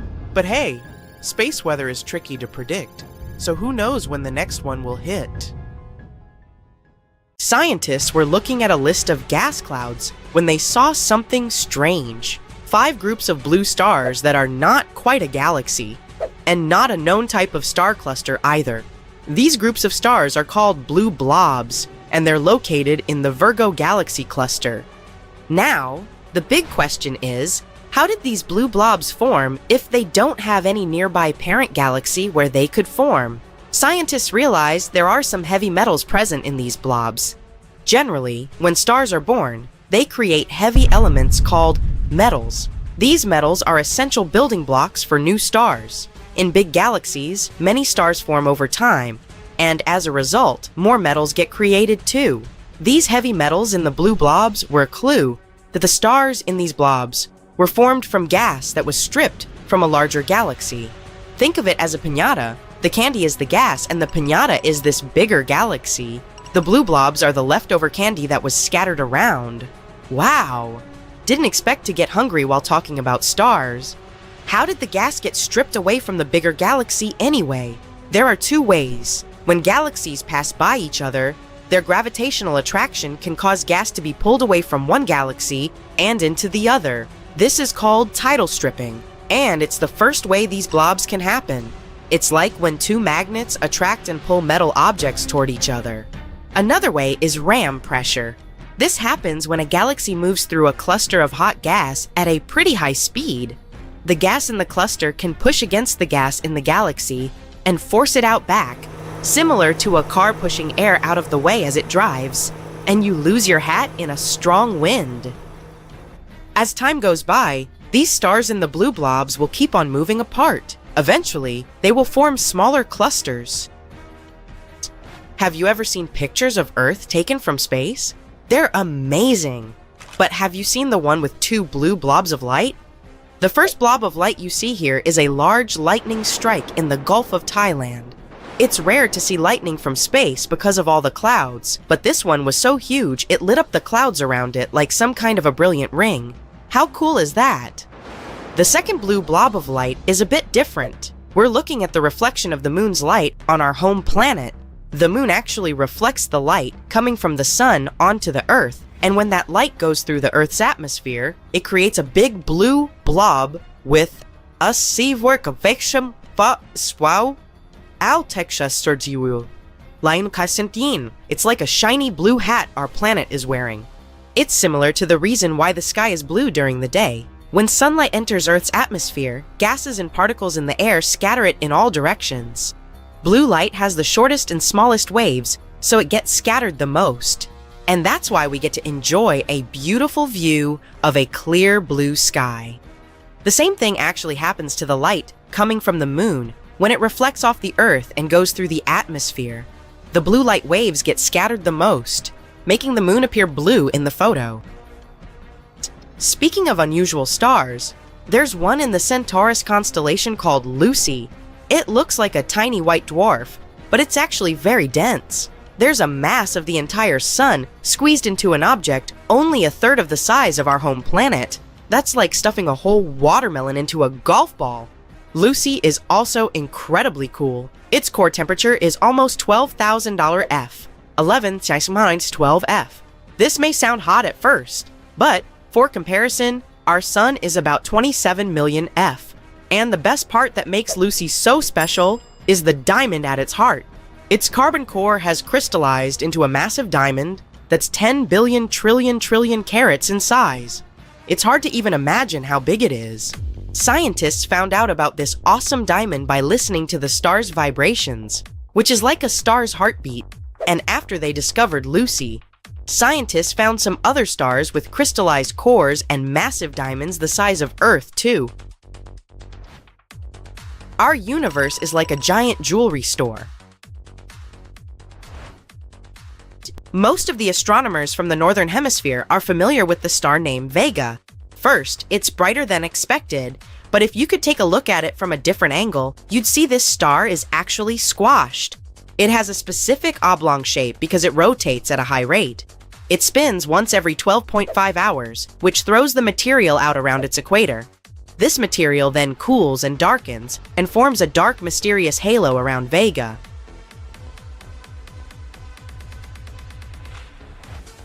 When stars reach the end of their lives, they often explode in a dazzling supernova, getting brighter and brighter before they finally fade away. But one supernova, IPF-14 Echelles, decided not to obey the rules. It started to fade away, like most other stars. But then, when everyone expected it to be gone, it suddenly came back to life and brightened up again. And not just once, it kept fading and brightening at least 5 times in a row. Scientists were so surprised to see this. When they measured the light from the supernova, they found it was evolving 10 times slower than other stars. It was aging way more slowly too. When it looked 60 days old, it was actually 600 days old. It could be even older, because scientists had recorded another supernova in the same spot almost 70 years ago, 1954. There are some theories as to how it could have happened. Maybe the supernova was bumping into some surrounding material and then making it glow. Or maybe it was a giant star that was shedding material all the time to prevent, or at least postpone, its own collapse. At first, it may seem like you're looking at a simple variable star here, my Camelopardalis, but when astronomers looked more closely, they realized it was a pair of stars. The two stars are moving around each other at really high speeds, and their atmospheres are starting to mix because they are so close. People believe this example is the start of a union between two stars. In the end, the two celestial bodies, which already weigh 32 and 38 solar masses each, will join together to make a gigantic one with more than 60 solar masses. Scientists have thought for a long time that this is how super big stars form, but they've never really seen it happen. The universe is 13.8 billion years old, and from what we can see, one mysterious star, HD 14283, could be 14.4 billion years old. Something's not right here. This star has all the chemical signs of a second-generation star, which is a star that formed from gas and dust after the first generation of stars exploded. This star, sometimes called Methuselah's star, is 190 light-years away. Its brightness, distance, and composition help us figure out how old it is. At least 13.2 billion years old, while the age of 14.4 billion years is probably put there as a potential range. Even if it's younger than the universe, or is it? It's still by far the oldest star near us. Let's not forget the one with the tail either. It's called Mira. Sometimes it's bright and other times it's faint, making it a bit of a tricky one to spot in its constellation, Cetus. Sometimes it's one of the brightest stars up there, while other times it is one of the fainter ones in its constellation. It's the system with two stars, a red giant and a white dwarf. The red giant used to be like our own sun, but now, as it's closer to its end, it's shedding its outer layers into space. And Mira has a comet-like tail too. As the red giant sheds its outer layers, it creates a stream of gas and dust that follows the stars as they move through space. I guess it's no surprise that it's not that easy to just hop on a plane and literally fly to the South Pole, aka Antarctica. Sure, there are airports down there, but they're not really set up for commercial flights. So, most people go to Punta Arenas International Airport in southern Patagonia, Chile, and then take a boat if they want to see some penguins. But not only is it hard to fly there, it's even hard to fly over there. When you're cruising at 9,000 meters, you probably don't think much about what's happening below. But it's pretty unusual for flights to go directly over the South Pole, and planes flying across Antarctica are quite rare too. Technically, it is possible. I've already mentioned that there are airports there. But even so, the infrastructure down there is still super limited. There simply aren't enough airports or refueling stations to support regular commercial flights, making it tricky to operate in such a remote area. Plus, there are only a handful of specialized cargo and transport flights that go in and out, and they exist to cater to those few folks who actually live in Antarctica. Then, there's the weather that drives up the costs. The simplest example is that pilots there need special training, which costs money, which is all because of the weather. Another hurdle is something called ETOPS, Extended Twin Engine Operational Performance Standards. These rules dictate how far twin-engine planes can fly from an airport. Since there are so few airports in Antarctica, it's tough for pilots to stick to these regulations. Historically, ETOPS made it next to impossible to fly close to or over the South Pole. While flights over land have plenty of airports to choose from, Antarctica is a whole different ballgame. These days, some aircraft can fly up to 330 minutes, or, in rare cases, even 370 minutes from an airport. But even with those extended limits, certain parts of the airspace above Antarctica are still off limits. Still, in the grand scheme of things, that might not be a huge deal. The most curious of you must have Googled that already and found out that there really are Antarctic Airways. Please, do not judge fast, and do not say I wasn't right saying how hard it was to fly to the South Pole. Let me break it down for you.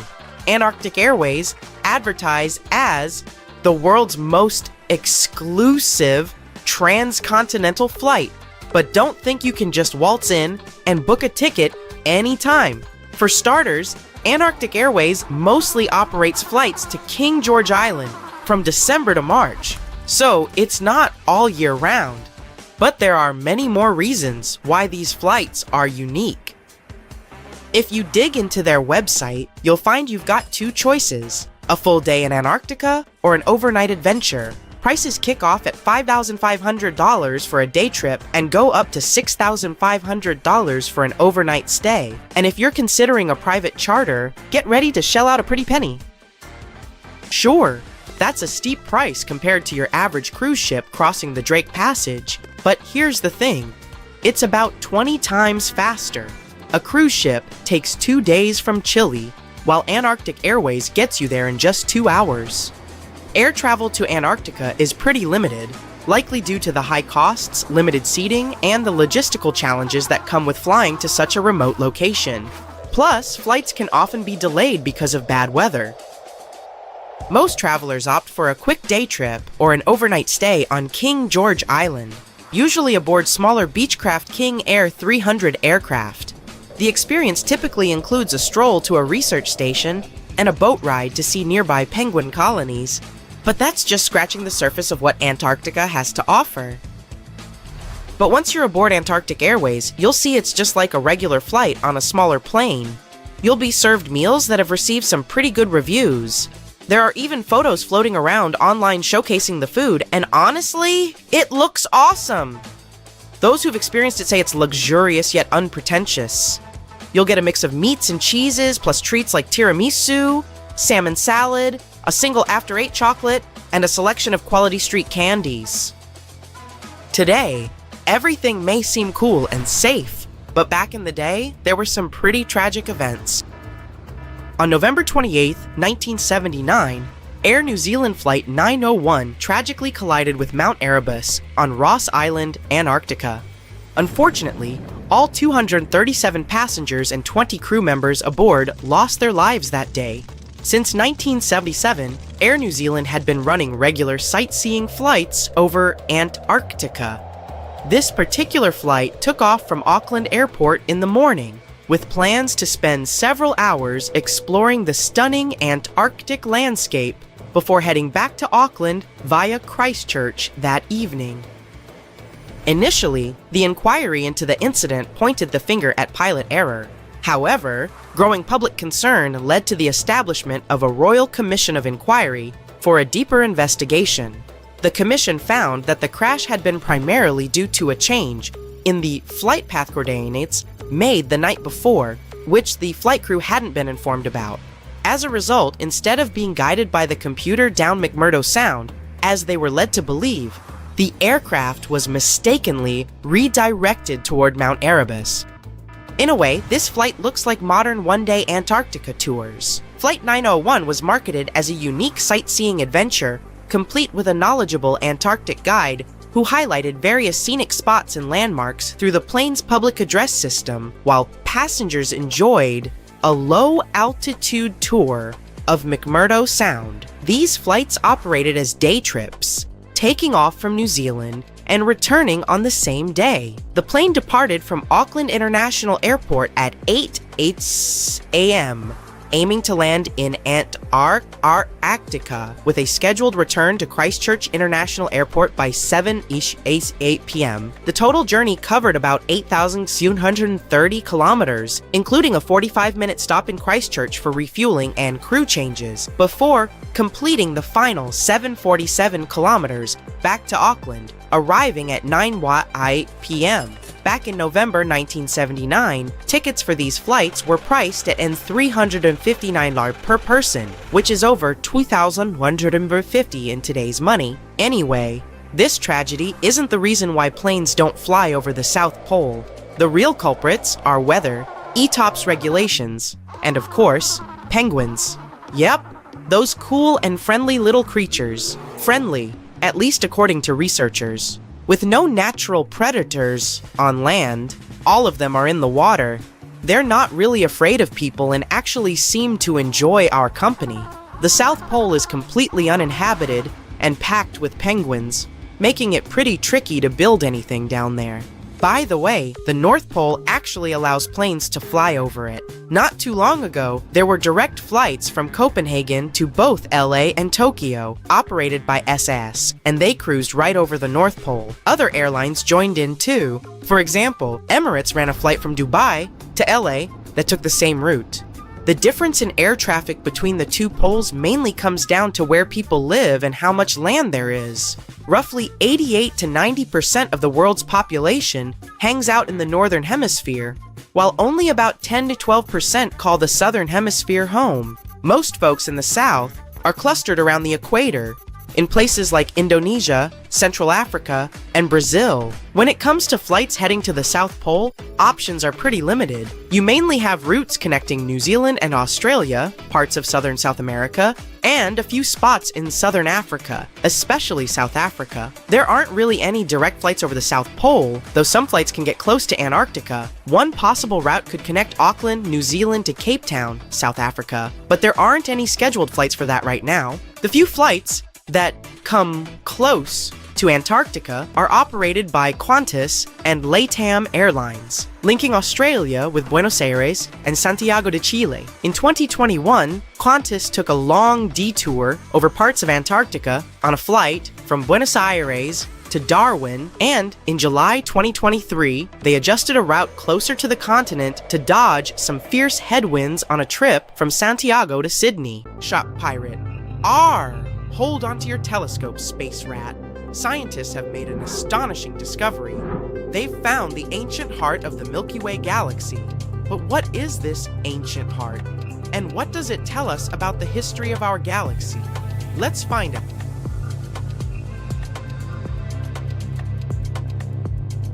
Catchunau retroscau, chatue puri say, our chassis statues, chatis errors. Chain site service. Bait chip visau, reply, should twice your ain't style.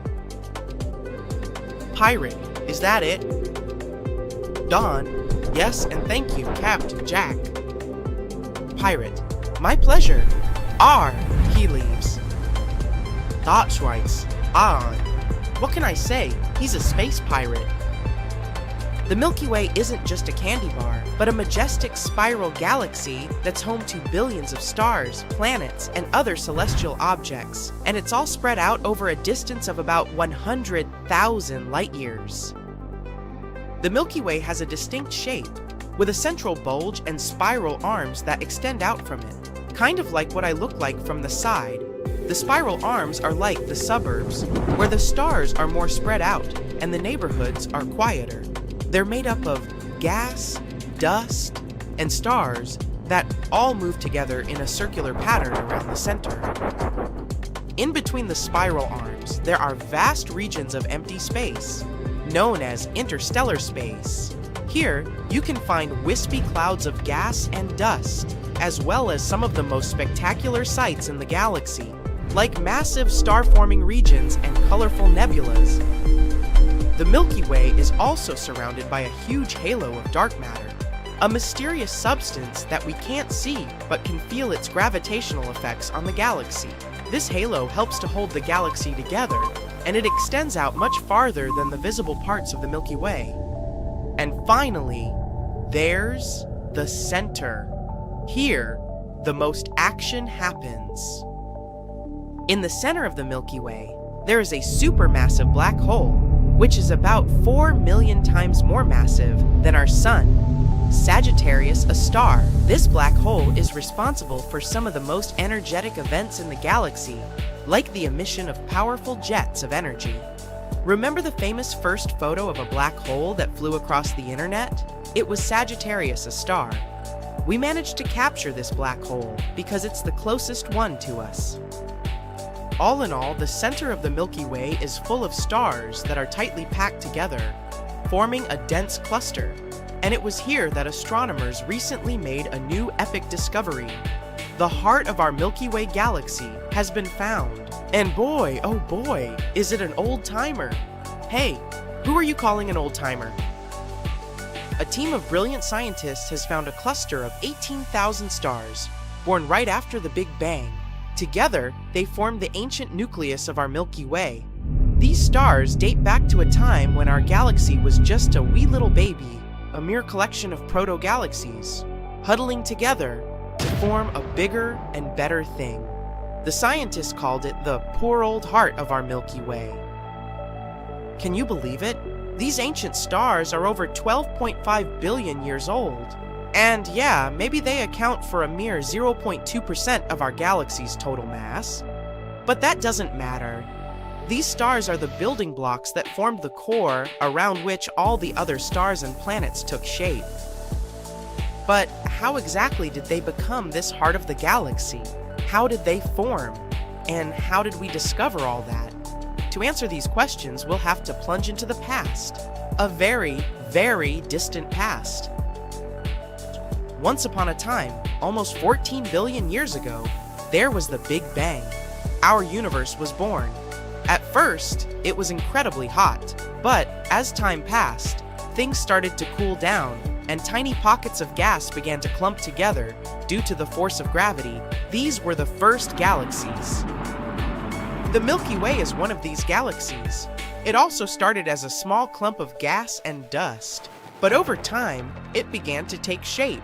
The very first stars, protostars, began to form within the clouds, and their gravitational pull caused more stuff to come together. This process continued for millions of years until the Milky Way was formed. But to learn the history of our galaxy in more detail, we need to find these protostars. And this is far from an easy task. Researchers have discovered the ancient heart, using a neural network to analyze data from the European Space Agency's Gaia mission. The Gaia telescope is a space observatory launched by the European Space Agency in 2013. Its job is to map the position and movement of more than 1 billion stars in the Milky Way galaxy. 1 billion stars. That's like counting every grain of sand on a beach. It's a huge job, but Gaia is up to the task. So, how do they do it? The telescope has two cameras that take pictures of the sky at the same time. These cameras are so powerful that they can detect stars that are 1,000,000 times fainter than those visible to the naked eye. Gaia takes many pictures of each star, and this allows us to track their movements with incredible precision. Thanks to the data collected by Gaia, astronomers are learning more about the structure and history of the Milky Way. They're discovering new details about the stars, including their ages, temperatures, and chemical compositions. Gaia is also helping astronomers search for exoplanets, or planets that orbit stars outside of our solar system. So, for this research, astronomers use Gaia and the most accurate 3D map of the Milky Way ever compiled. They had to analyze around 2 million stars to find the primordial group. One way that astronomers can determine the age of stars is by looking at its brightness and temperature. This way, they study a brief phase of stellar evolution known as subgiants. But imagine searching through the huge center of the Milky Way for the tiniest group of stars that are older than 12.5 billion years. This is like searching for a needle in a haystack. Luckily, they had a trump card up their sleeve: metals. You see, in the early universe, the cores of these stars were so hot and dense that they were able to smash atoms together to form heavier elements. These heavier elements are called metals in astronomy, even though they're not really metals like the ones we're used to. The more massive the star, the more metals it can create during its lifetime. When the life of the first stars came to an end, they made a big boom and scattered these metals all around. Metals mixed with other gases and joined the newborn stars, and so on. As time passed and the universe got older, more and more generations of stars formed, each one richer in metals than the last. Can you guess what that means? The older the stars, the less metals they should have. So now it was time for some galactic archaeology. The team taught the AI to find the metal-poorest, most ancient stars, and it succeeded. It found a huge cluster, and all of them were within 30,000 light-years from the center of the Milky Way.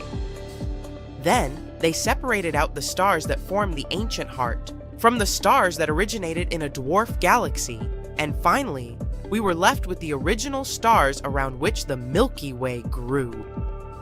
This discovery is incredible. It reveals the remnants of the Milky Way's earliest history. It turns out that simulations of the Milky Way's formation were spot on.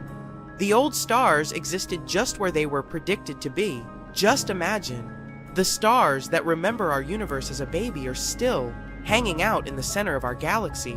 Isn't that mind-boggling? So why is this such a big deal? By studying these ancient stars, scientists have discovered some incredible things. For example, they've confirmed that the Milky Way's core began its life stationary and only picked up rotational speed as it grew. The center of the Milky Way is a story of intense radiation, gravity, and mystery, a place where the forces of nature are pushed to their limits. But what if our own planet were to find itself in this cosmic theater? What would happen if the Earth were located there and somehow managed to survive? Let's start this journey to the heart of our galaxy and find out. Picture this. You're floating in space, surrounded by billions and billions of stars. Suddenly, you see a bright, swirling mass of gas and dust in the distance. That, my friend, is the Milky Way galaxy, our home in the vast expanse of the universe. The Milky Way is estimated to contain over 100 billion stars and is about 100,000 light-years across. In other words, if you were traveling at the speed of light, it would take you 100,000 years to cross the Milky Way from one end to the other. It's a couple trillions of miles. And it isn't just a static collection of stars and gas. It's a dynamic, evolving system. In fact, the Milky Way is currently hurtling through space at a speed of about 1.3 million miles per hour. One of the most fascinating things about our galaxy is its shape. The Milky Way is a spiral galaxy, which means that it kinda looks like a disk with a central bulge and spiral arms. The spiral arms are the areas where new stars are born. It's where the most stars, gas, and dust are concentrated. And this is where the solar system is located. Our system is like a tiny speck in the grand cosmic tapestry of the Milky Way. It's about 26,000 light-years away from the center of the galaxy, a pretty long distance, isn't it? The solar system is also moving through the Milky Way as it orbits around the galactic center. It takes about 230 million years for our system to make one complete orbit around the galaxy. Just imagine that. Since the time of the dinosaurs, we've traveled just a quarter of this way. The position of the solar system in the galaxy affects our life in many ways. For example, things like the amount of radiation and cosmic rays we're exposed to, and even the likelihood of asteroid impacts and so on. Also, thanks to our location, we can enjoy some pretty amazing views of the universe around us. From our vantage point in the Milky Way, we're able to see other galaxies, nebulae, and star clusters in breathtaking detail. We're also a part of a pretty happening neighborhood, with lots of other stars and planets nearby, so we're lucky fellows. But what would happen if we weren't so lucky? What if the Earth was located in the center of the Milky Way instead? The center of the Milky Way is home to a region of space called the central bulge. And it's just packed with stars. It's like a disco ball, but instead of shiny mirrors, it's covered in stars. Only this disco ball is really huge, about 10,000 light-years in diameter.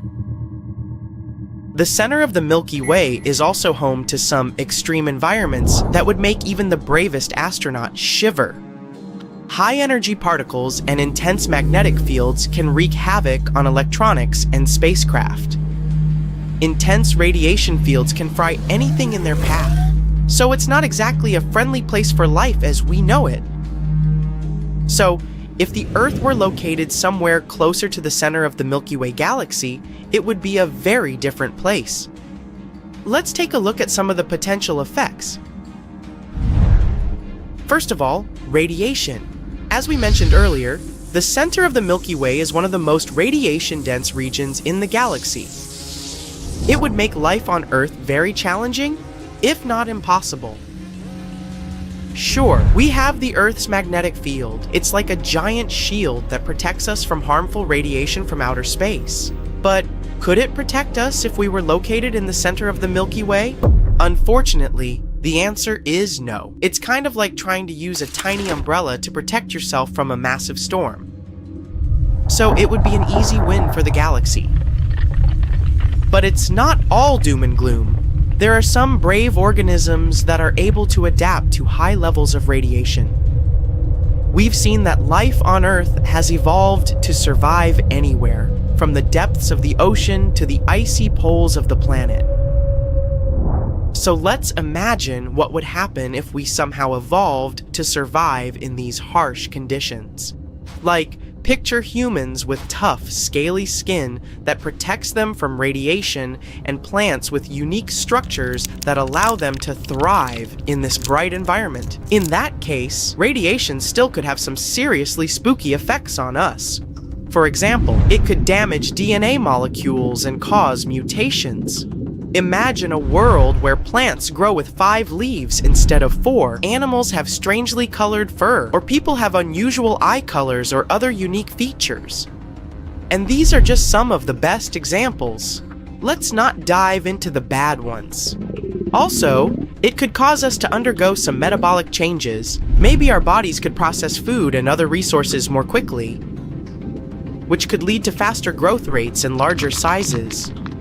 Plants could grow tall and thick, and animals would be much larger than usual. There are also some organisms on Earth that are able to bioluminesce. Thanks to high levels of radiation, these organisms could potentially glow even brighter than usual. Imagine walking through a forest at night and seeing trees, mushrooms, and even insects glowing with an eerie blue or green light. Frightening and amazing, isn't it? But let's move on to the next big change, gravity. The gravity in the center of the Milky Way is incredibly strong, all thanks to a supermassive black hole, which is about 4 million times the mass of the Sun. This black hole is called Sagittarius A, and yep, it's our neighbor now. Great.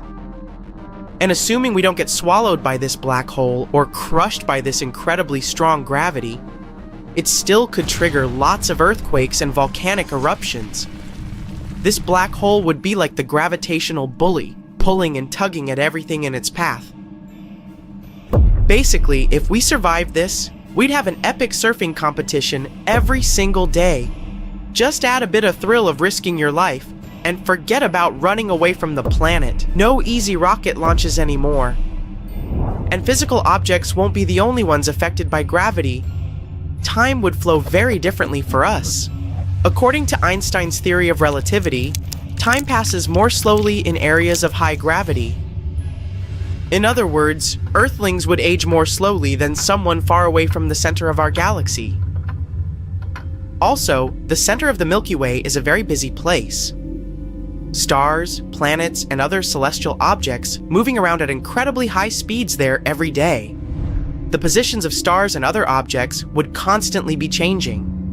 In other words, say goodbye to normal navigation. The GPS systems would likely be unreliable due to the strong gravitational forces and high radiation. So if you accidentally got lost in a glow-in-the-dark forest with some creepy animals, good luck.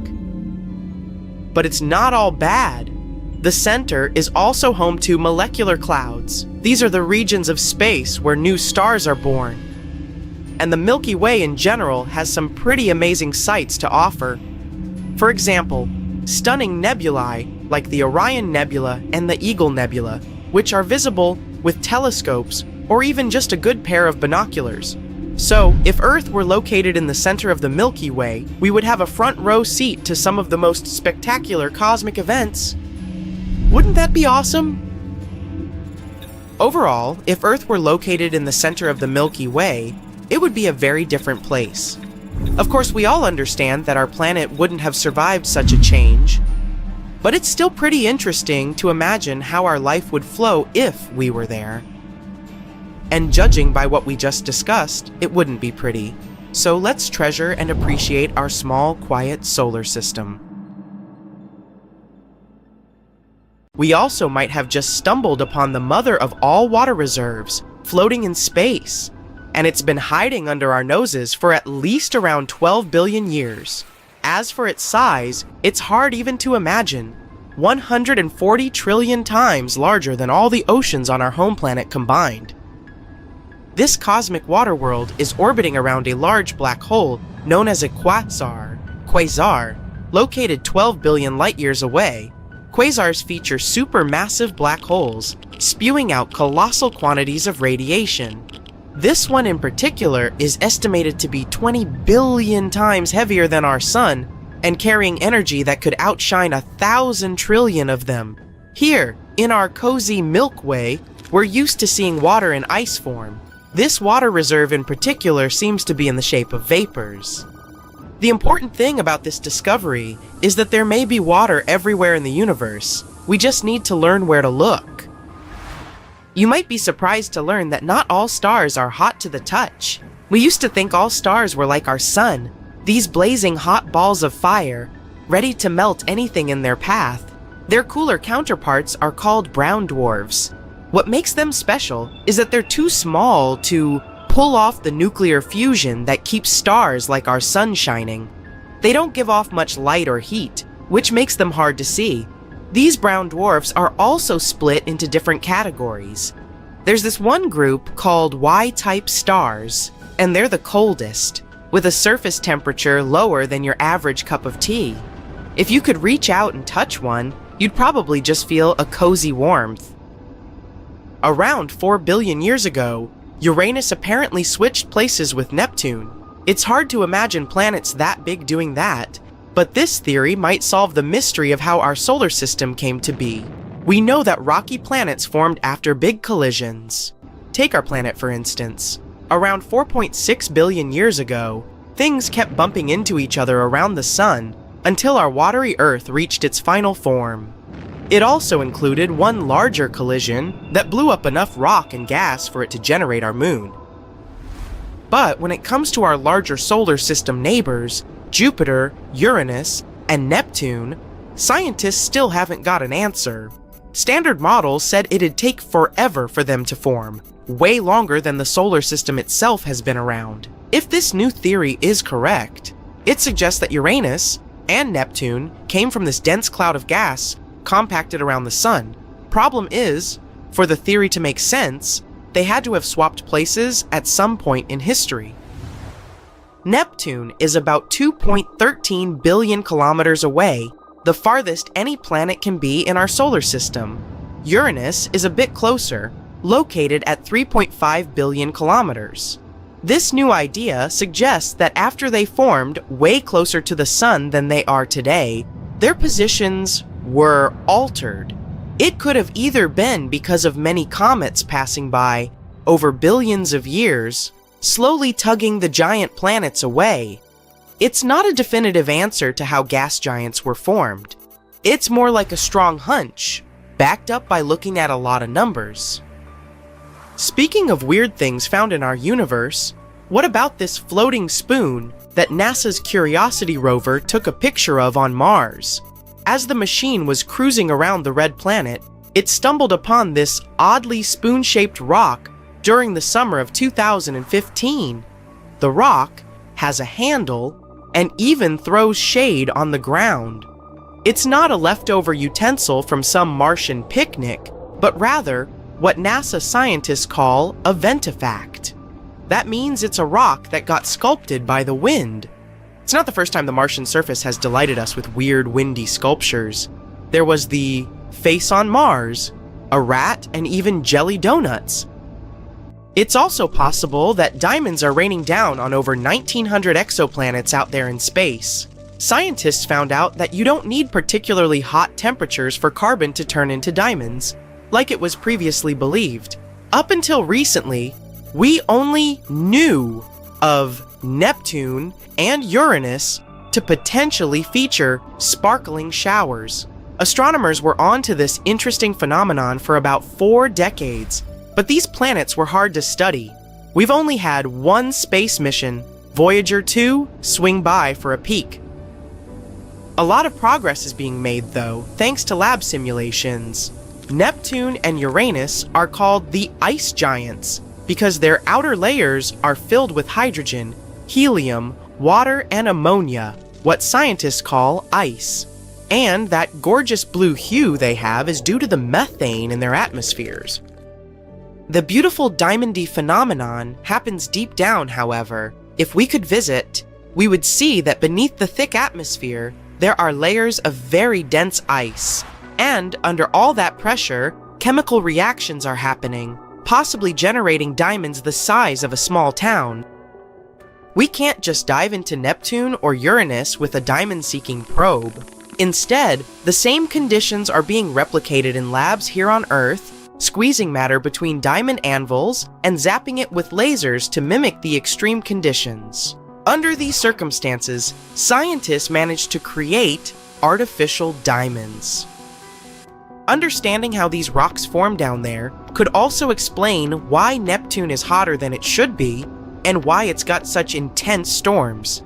These diamonds might also be the key to unlocking the mystery of Uranus and Neptune's weird magnetic fields. If we compare it to our planets, it doesn't behave the same way, so there may be weird things happening under the surface to affect the magnetism. NASA's plans include sending a new probe to Neptune or Uranus in the next decade. With the planets aligning just right in 2030, it's the perfect time to explore these potentially diamond-filled worlds up close. Planet Kepler 78b is another weird cosmic discovery. It's a hot, molten world that's doing laps around its star in record time, once every 8.5 hours, and pretty close, less than 1.6 million kilometers away. Hot environment aside, if we could set foot on its surface, we'd notice its sun being 80 times larger on its sky than the daily view we have here on Earth from our star. If we apply what we know so far about how planets form, this little guy shouldn't even be there. Specialists still don't have a clue how it came to be, or how it ended up where it is now.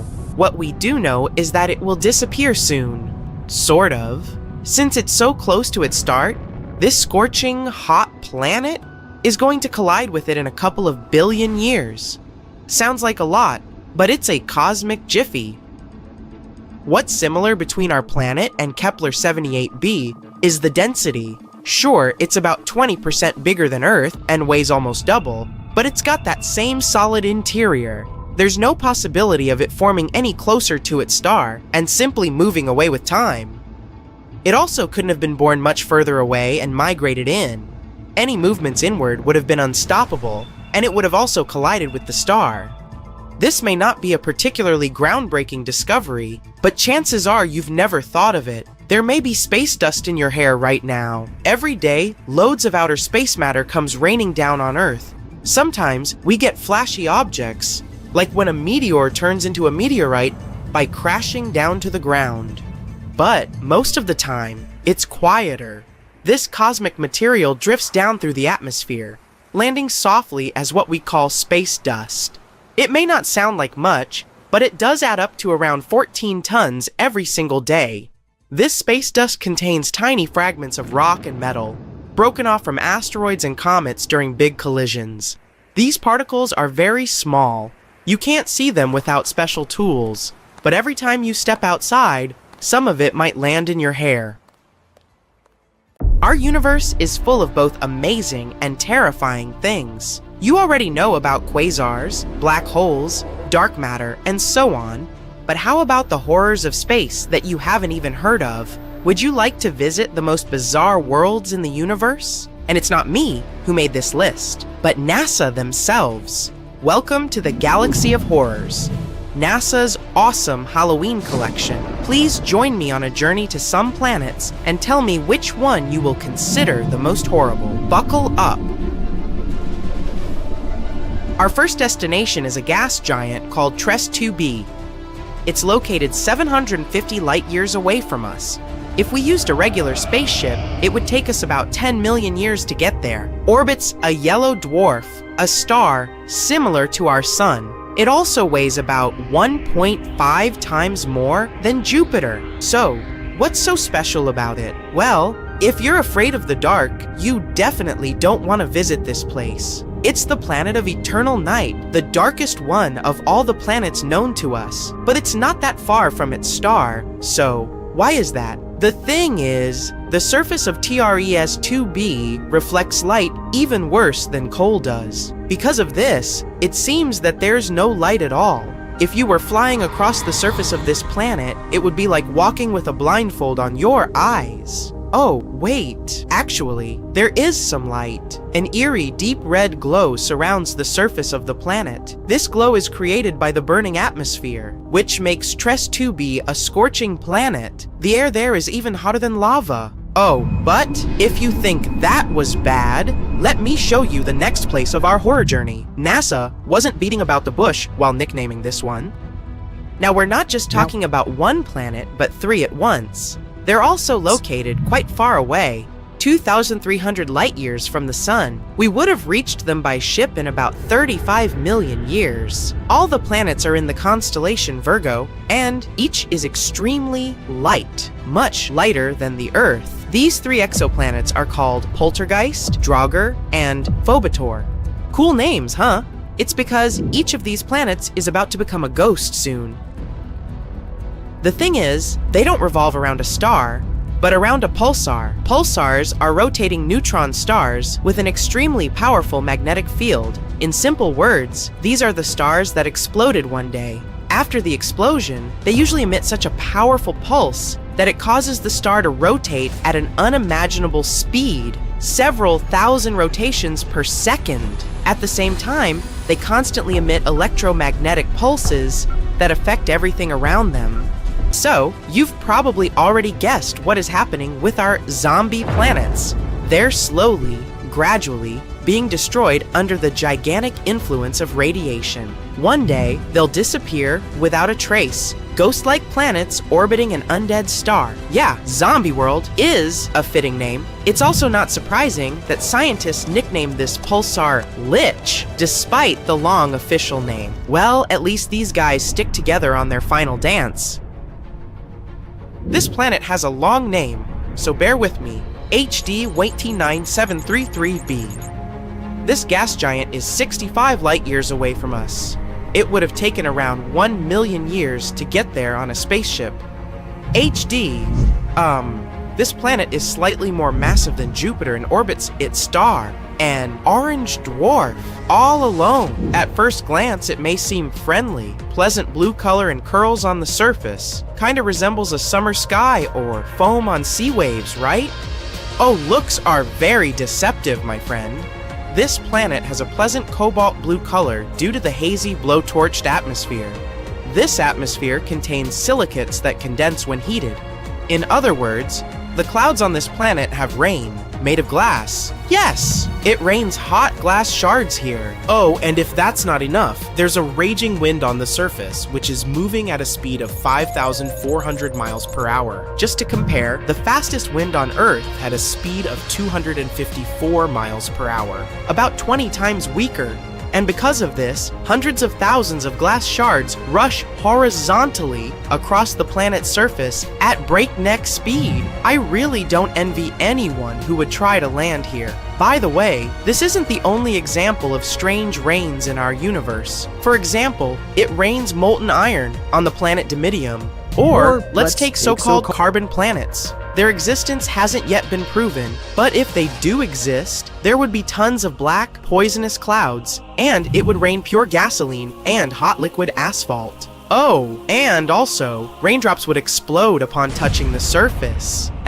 Nothing special. The next planet, though, is actually really strange. It didn't just revolve around its star, it lived inside the star.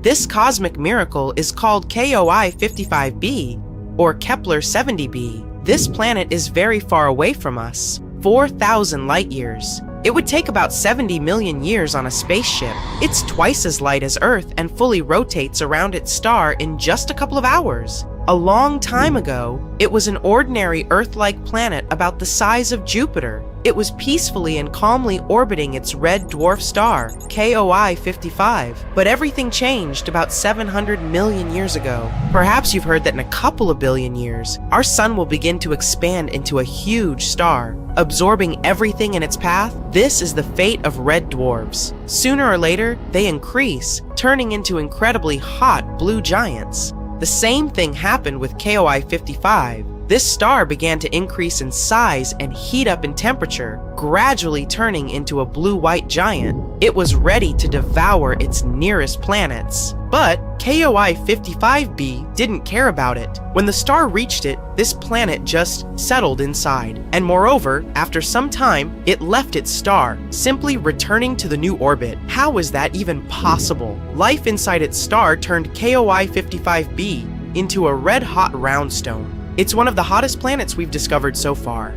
The temperature on it reaches 12,000 degrees of Fahrenheit. It's hotter than the sun, which is, let me remind you, an actual star. And for some reason, it's still alive and lives as if nothing happened. Unfortunately, sooner or later, the planet will disappear anyway. It's slowly evaporating itself due to the incandescent atmosphere. But still, it somehow managed to survive the journey through the star, which isn't typical for the regular planets, to put it mildly. I envy this willpower. However, not all planets are so lucky. Some are gradually being destroyed by their stars, and there is even an entire system among them. This last planet is a sad loner. It's located 870 light-years away from us. The journey by ship to it would take about 25 million years. This planet is about 1.5 times more massive than Jupiter. This is a very sad, dark planet. A doomed gas giant, which is very similar to hot Jupiter, orbits its star all alone. At the same time, it's located so close to its star that its orbital period takes just 1 day. Of course, because of this proximity, the star gradually absorbs WASP-12b. The scorching heat of the star is slowly destroying and devouring the planet's atmosphere. The planet has only around 10 million years left. But what's more interesting, because of this stretching, WASP-12b acquired the shape of an egg. It doesn't even resemble an actual planet anymore. It's also very hot. The surface temperature of the gas giant reaches 4,000 degrees of Fahrenheit. Also, a spectrograph of cosmic origin, or QIS for short, found that the planet exchanges matter with its star. They're located so close that they give each other part of their chemical elements. This is a common phenomenon in closely spaced binary star systems. But this is the first time scientists have seen this in a star-planet relationship. What a unique system. To be honest, if I was guaranteed complete security, I'd be excited to visit